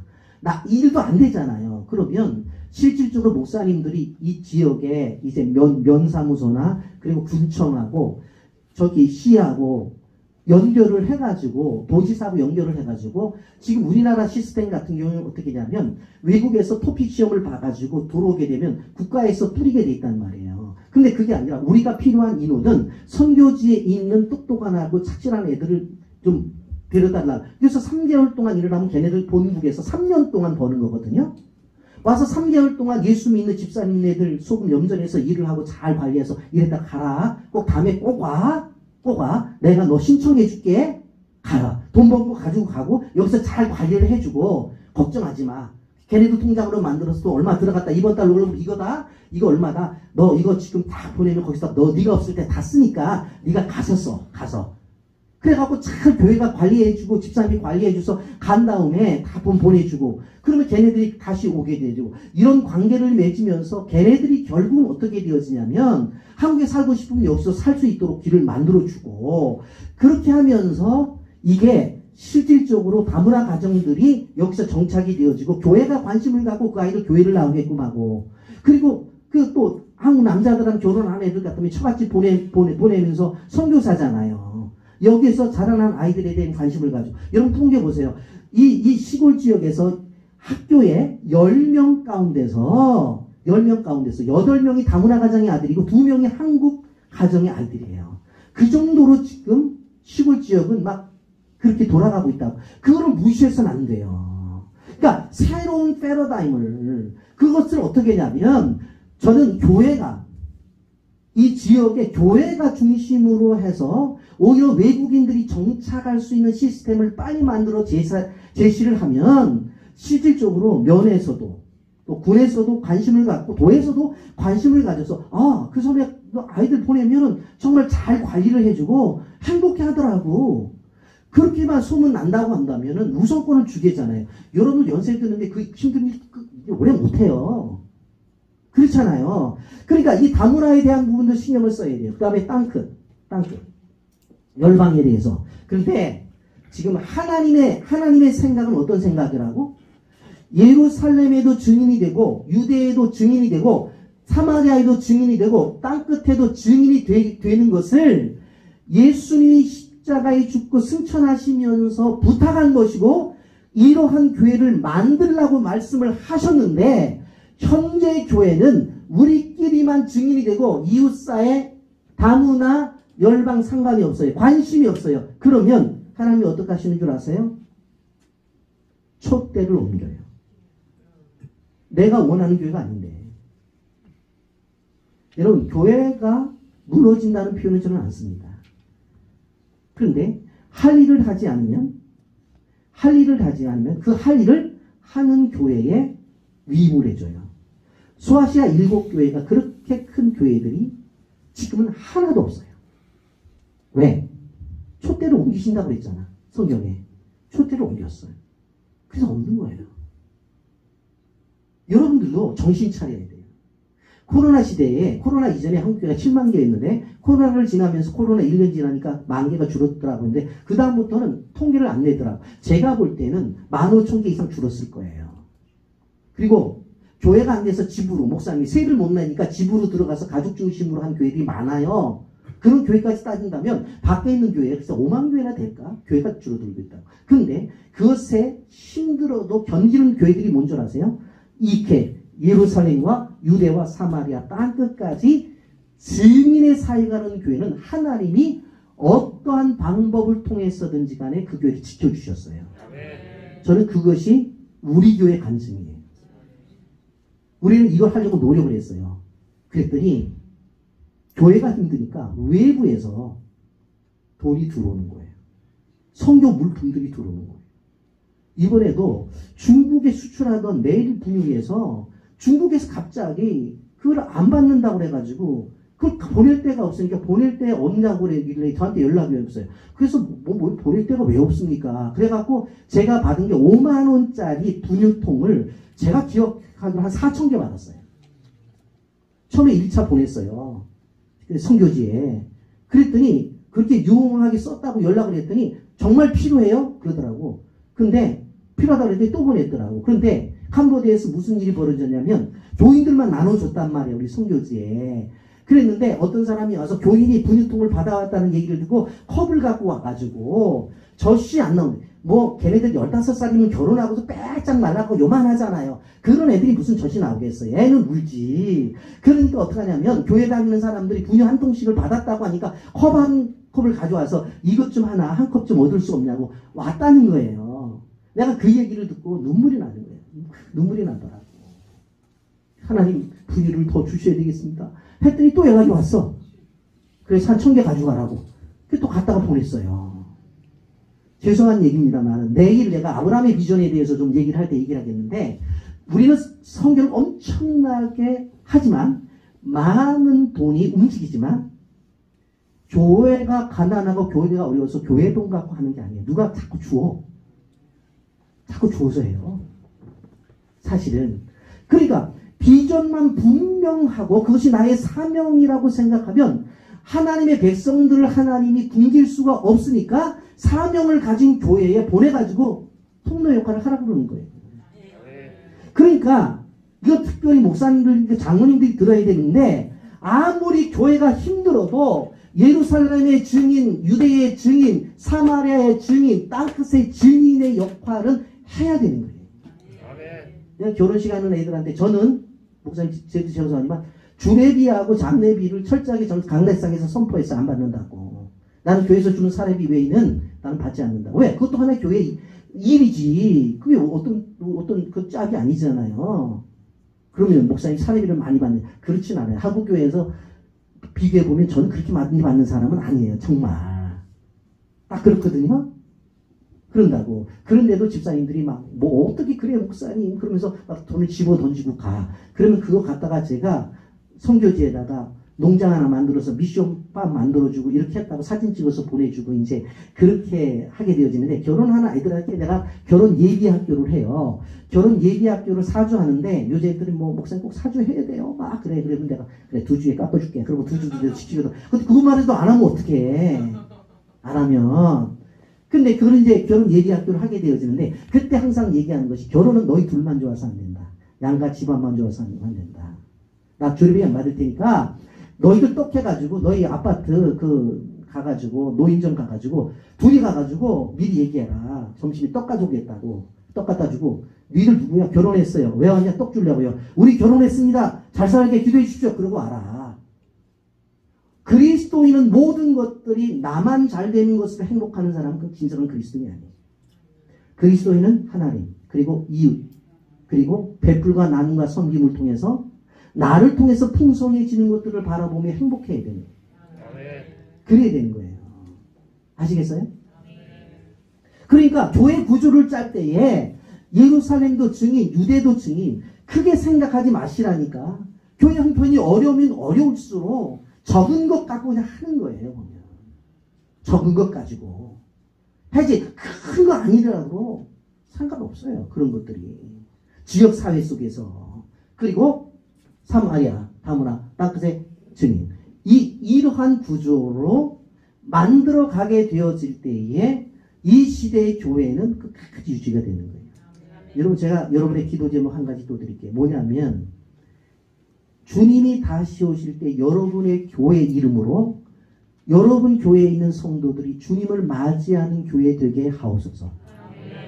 이건 아마 아멘 그 정도에서 안 되는 거예요. 지금 여러분 도시행진은 덜하지만 여러분 인터넷만 들어가도 인구 감소가 나오잖아요.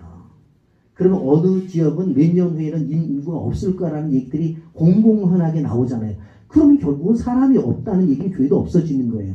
그러면 지금 현재 있는 우리가 어떻게 해야 돼요? 더 인구가 들어올 수 있도록 만들고 교회가 유지가 될 수 있도록 세워나가서 주님이 나팔 불고 다시 오실 때 여러분 이름의 교회들이 그 주님을 맞이할 수 있는, 우린 죽어서 일어나고 살아있는 성도들은 맞아서 주님을 만날 수 있는 그런 교회 되어져야 된다.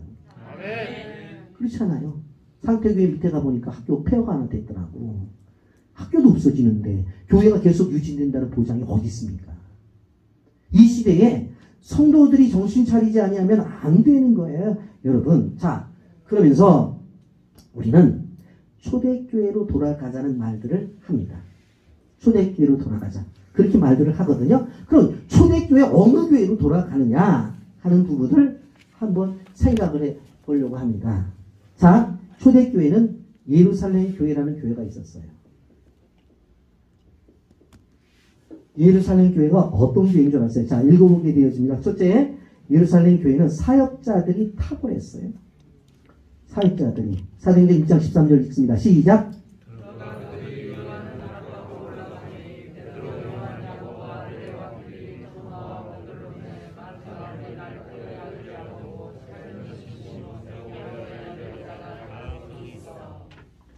사역자들이 아주 탁월했던 것을 볼 수가 있습니다. 보면 여러분 12제자가 다 거기 있었어. 예루살렘 교회에. 여러분 생각해 보세요. 만약에 어느 날 베드로가 나가요. 형님 어디 가시려고 그래? 야, 여기 우리가 다 있어서 되겠냐? 복음 전할 데가 얼마나 많아. 그러니까 가서 내가 가서 다른 데 가서 복음을 전하려고 그래. 아, 그래서 어느 지역에 가서 베드로가 제가 어떤 사람입니까?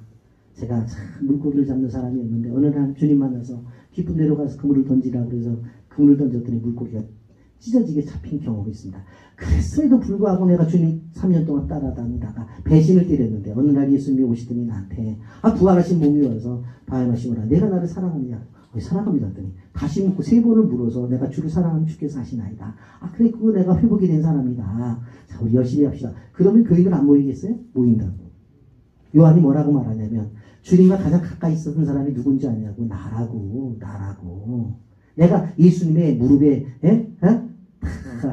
머리를 대고서 예수님한테 내가 쳐다보면서 대화를 한 사람이 그런 사랑을 받은 사람이 나라고. 그렇게 얘기했으면은 나가서 교회를 개척했으면 안 됐겠냐고 됐잖아요. 그런데 예루살렘 교회는 12명의 사도가 다 있었어요. 사역자들이 탁월했어. 이 교회는. 이런 교회가 어디 있습니까?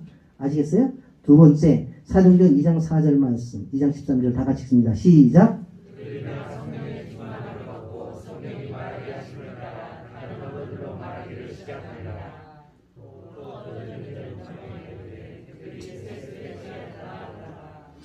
우리 목사님이 기도에 인도할 때 성령의 역사에 대해서 임재에 대해서 강력히 하면서 방언, 통역까지 다 말씀하시는데 이때 방언은 우리의 방언과 달라요. 어떤 방언이냐면 실질적으로 사도들이 말을 하면 자기 나라 말로 알아들어. 그러니까 우리가 생각한 그런 방언이 아니라 말을 하게 하면 내가 한국어로 이렇게 얘기를 하잖아요. 그러면 다른 나라 사람들 자기 나라 말로 알아듣는 아주 성경에 있는 탁월한 그런 거예요. 이런 방언이에요. 이러한 성령 충만함이 나타났어요. 세 번째 기적을 일으키면 다 같이 봅니다. 시작.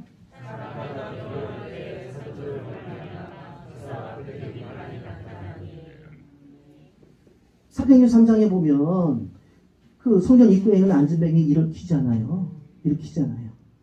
그러잖아요. 일으킨다고. 자, 기적이 나타나요. 그 다음에 네 번째 유무상통 시작.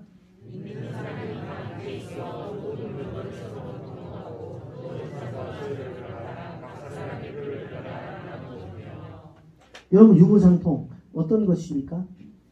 애들이 그때는 방 4칸이 있었는데 실질적으로 애들 다 십자가고 방이 필요 없어. 그러니까 아니 2칸으로 줄입시다. 남는 거는 갖다가 교회 냅시다. 방에서 해가지고 어느 집이 지금 힘들 때 아유 그 집에 애를 낳는데 그 방이 좁아서 그랬대. 그럼 넓혀주지. 그래서 교회가 방을 넓혀준다는 얘기예요. 어느 집 권사님 어느 집사님이 이제 애들이 대학을 갔는데 어디로 갔대? 뭐 광주로 갔대, 서울로 갔대. 그런데 어떻게 그 집이 어려운데 애들 어떻게 생활하는데 그래서 집 얻는 것 때문에 고민이래. 이번에 기숙사도 안 됐대. 그럼 어떡하냐? 교회에서 그럼 임대 하나에서 오피스텔 하나 얻어주면 되지. 그 교회가 오피스텔을 다 얻어주는 거예요. 여러분 그래갖고 교회가 실질적으로 이렇게 했다고 했었을 때 그 교회 소문이 나서 교회 부흥이 될 것 같아요? 안 될 것 같아요?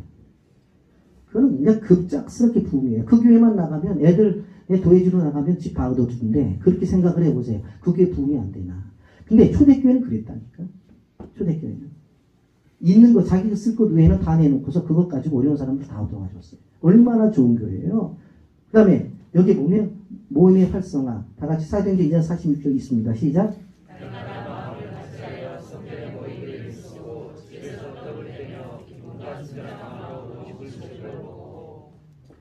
교회에서도 모이고 또 가정에서도 모이는 이 두 가지의 모임. 소위 말해서 두 날개가 항상 공존되어져 있는 그러한 이 교회가 예루살렘 교회였어요. 교회에 모였다가 다시 구역 또 모이는 거예요. 계속해서. 그 모임의 활성화라는 것이 얼마나 대단하게 나타나는지 몰라요. 그 다음에 6번째 큰 부흥이 일어났어요. 읽어주세요.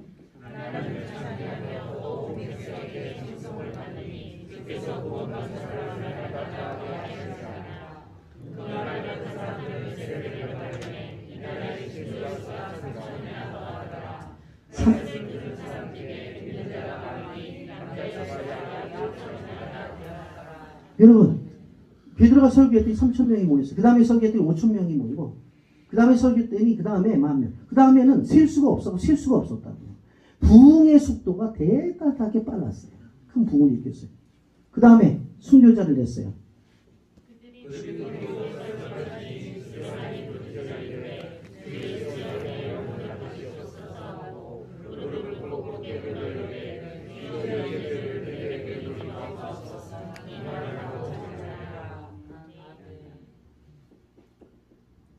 순교자가 돌로 맞아 죽는 일이 벌어지죠. 여러분 사역자들 12제자가 다 있죠. 성령이 충만해갖고 방언을 하게 되어지면 다 각자 언어로 알아듣죠. 기적이 일어나고 있죠.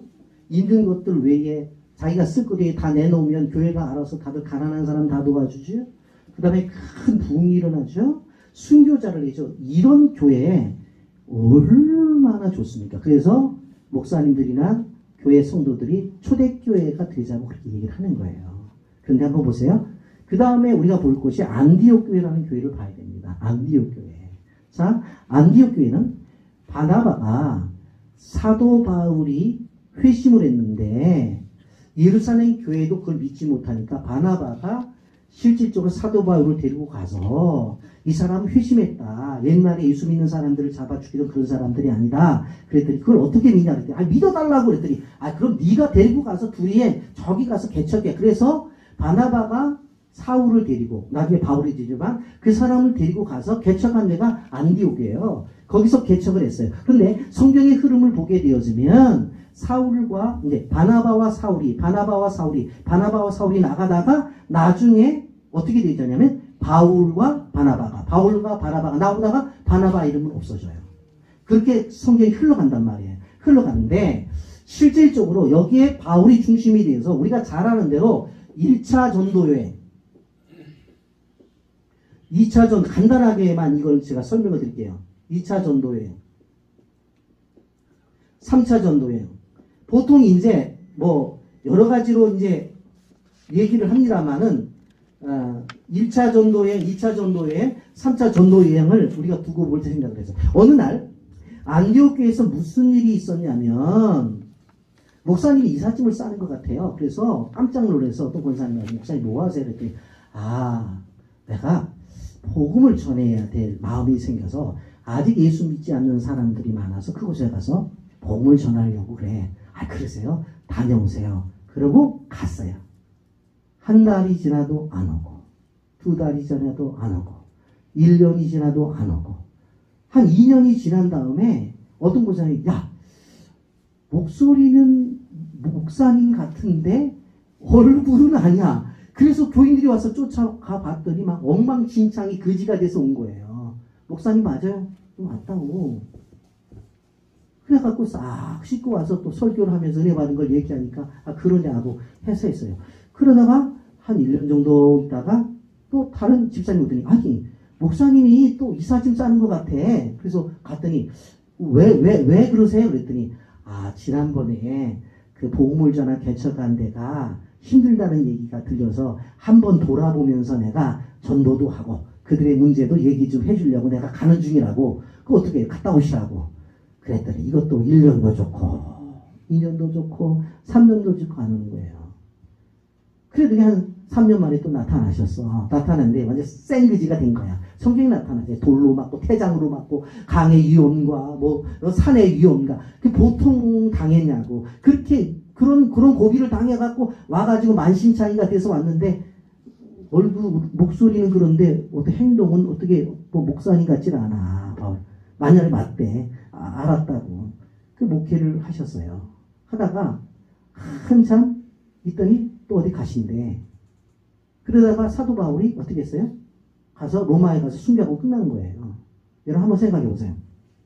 저도 선교에 중요한 어떤 선교에 대해서 관심 있는 사람이고 심지어 주변의 사람들은 선교에 대해서 미쳤다고까지 말을 하는데 만약 제가 그래가지고 나가서 그렇게 돌아다니면 우리 교인들이 그럴 거예요. 목사님 그렇게 좋아하는 선교, 그렇게 좋아하는 열방, 그렇게 좋아하는 이방인들 그냥 거기 가서 사시지. 뭘 또 오셨냐고. 뭘 오셔요. 그냥 가시지. 아마 우리 교인도 그랬을 거예요. 근데 안디옥 교회 교인들은요. 그렇진 않았어요. 그대로 오면 받아들이고 또 보내드리고 받아들이고 보내드렸어요. 여러분 어떤 결과가 나타난 줄 아세요? 예루살렘 교회는 여기 제가 7가지로 요약을 했습니다만은 사역자들이 12제자가 다 있었고 성령의 충만함과 기적과 유무상통과 모임의 활성화 큰문과 순교자를 냈지만 이 교회는 없어졌어요. 그리고 지금 이 자리에 무슬림의 모스크가 서 있어요. 모스크가 서 있어요. 무슬림의 모스크가. 그래서 통교회 복에서 유대인들이 벽을 빡빡 긁으면서 그 황금 도성이 있는 예루살렘 자리, 그 자리가 어떤 자리인 줄 아세요? 이삭을 바쳤던 자리고, 실질적으로 그 자리가 솔로몬 성전이 있었던 자리고, 그 자리가 예수님 십자가에 죽으신 자리라고.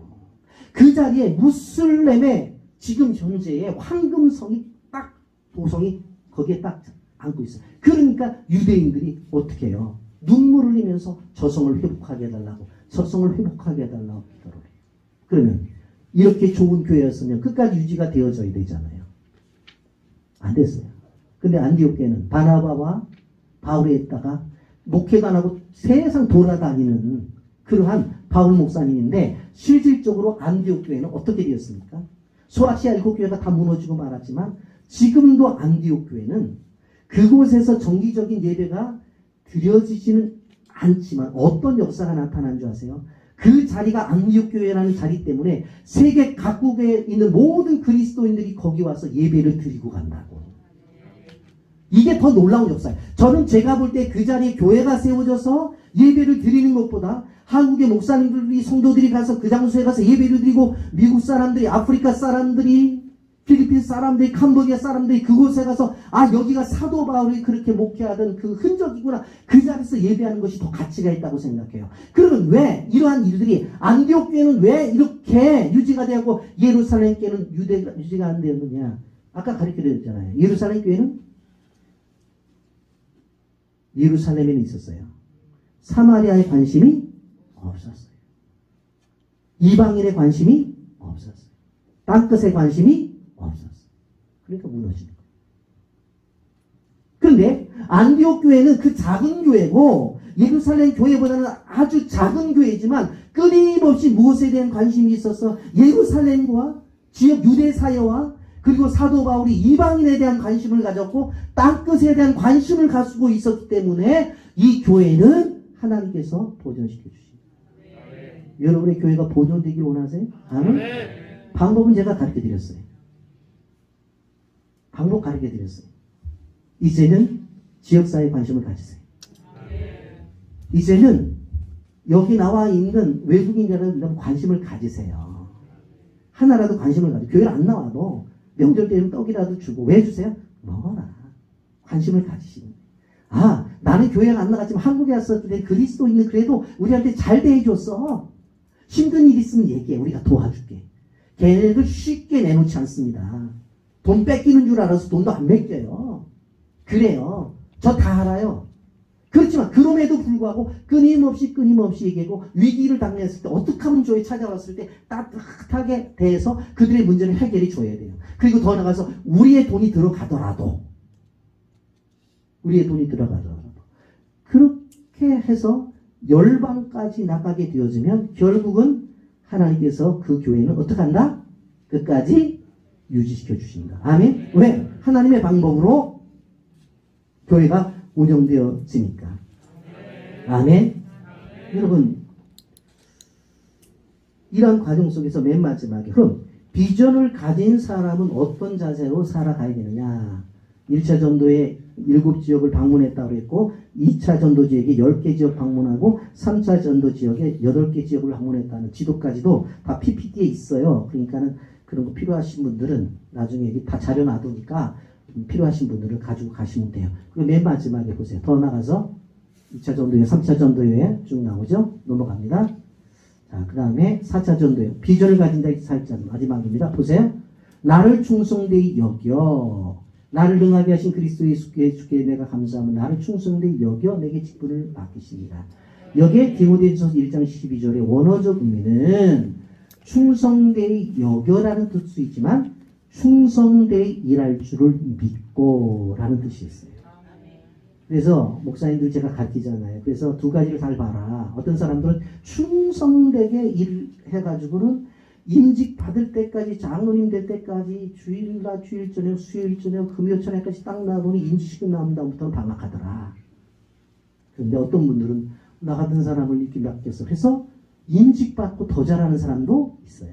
그러니까 충성되이 여기기도 하지만 충성되이 일할 줄을 믿고 우리에게 맡기셨다고 하는 것.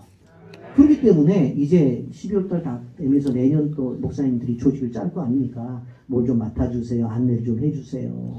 아, 그럼 안내를 맡기면 목사님 진짜 나를 알아보시네. 내가 어떻게 하나님의 형상대로 만들어진 존재인지 알지? 아, 그렇게 하면서 하세요. 아이고, 목사님 내 얼굴, 아이고 참네. 목사님 어떻게 나를 안내를 시킵니까?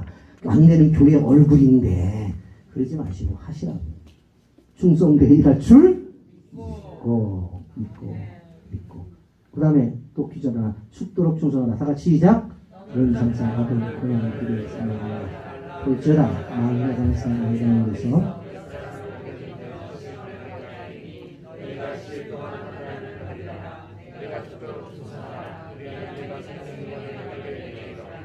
아니, 여기서 중요한 것은 뭐냐면 죽도록 충성하라는 말은 죽기까지 충성하라는 말이 더 강해요.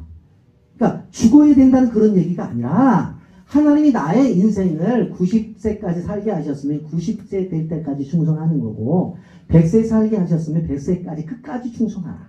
그 얘기예요. 그러니까 하나님이 내게 생명 주실 때까지 내가 충성하면 된다. 그 교회에 이런 충성된 분들이 세워지면 하나님의 역사는 바로 교회를 통해서 세워진다고 하는 사실을 기억하시기를 바랍니다. 여러분 오늘 저녁에 이제 전체적인 우리가 설교 제목이 뭐였냐면 교회에 대해서 오늘 얘기를 했죠. 교회는 어떻게 세워나가야 될 것인가 하는 부분에 대해서 여러분들 꼭 기억하셔서 사실 교회는 목사님 혼자 세우는 것이 아니니까 성도님들과 함께해서 여러분들 교회를 든든히 세워가시기를 예수님의 이름으로 축복합니다. 자, 기도의 시간입니다. 반주하시는 우리 권사님 나와주시고요. 오늘 여러분들에게 어제 다 나눠드린 기도의 제목들이 있는데 제가 30분까지 끝내려고 생각을 했기 때문에 이번에 기도 훈련이 뭐라고 그랬어요? 개인을 위한 기도, 그 다음에 가정을 위한 기도, 교회를 위한 기도, 나라를 위한 기도, 열방을 위한 이 5가지 순서 놓고 기도한다고 그랬죠. 지금 9시 27분이니까 1분 동안 개인을 위한 기도, 가정을 위한 기도, 교회를 위한 기도, 나라를 위한 기도, 열방을 위한 기도 주여 한번 외치고 다 같이 기도합니다. 주여 거룩하신 하나님 아버지 영화 사랑을 감사합니다. 지금 사랑해 주시는 분 주셨습니다. 말씀을 주셨습니다. 아버지 하나님 개인을 위한 기도를 드립니다. 개인마다 하나님 앞에 기도자로 서게 하여 주시고 가정을 위한 기도를 드립니다. 가정에 아버지 하나님 모든 주권이 주님에게 있음을 알아 하나님께서 인도하시는데 그 장을 운영해 나갈 수 있도록 인도해 주옵소서. 아버지 하나님 교회를 위한 기도를 드립니다. 이번 집회에 성도들이 뜨거운 심정으로 그리스도 앞에 나가오니 주께서 인도해 주옵시고 모든 서로의 허물을 덮어주시고 교회 안에 사랑이 웃길 수 있도록 인도해 주옵소서. 이 나라의 민족을 주께서 붙들어 주심으로 말미암아 거룩한 영으로 임하사 하나님의 놀라운 역사가 임할 수 있도록 주님을 붙들어 주시고 인도해 주옵소서. 열방을 위한 기도를 드립니다. 아버지 하나님 이 땅에 하나님의 대적들 물리쳐 주시옵시고 아버지 하나님 열방마다 하나님의 교회가 세워지는 귀한 축복을 허락해 주시옵소서. 하나님께서 인도해 주실 줄 믿고 예수님의 이름으로 기도드렸나이다. 이 모든 말씀 예수님의 이름으로 기도드렸나이다. 아멘.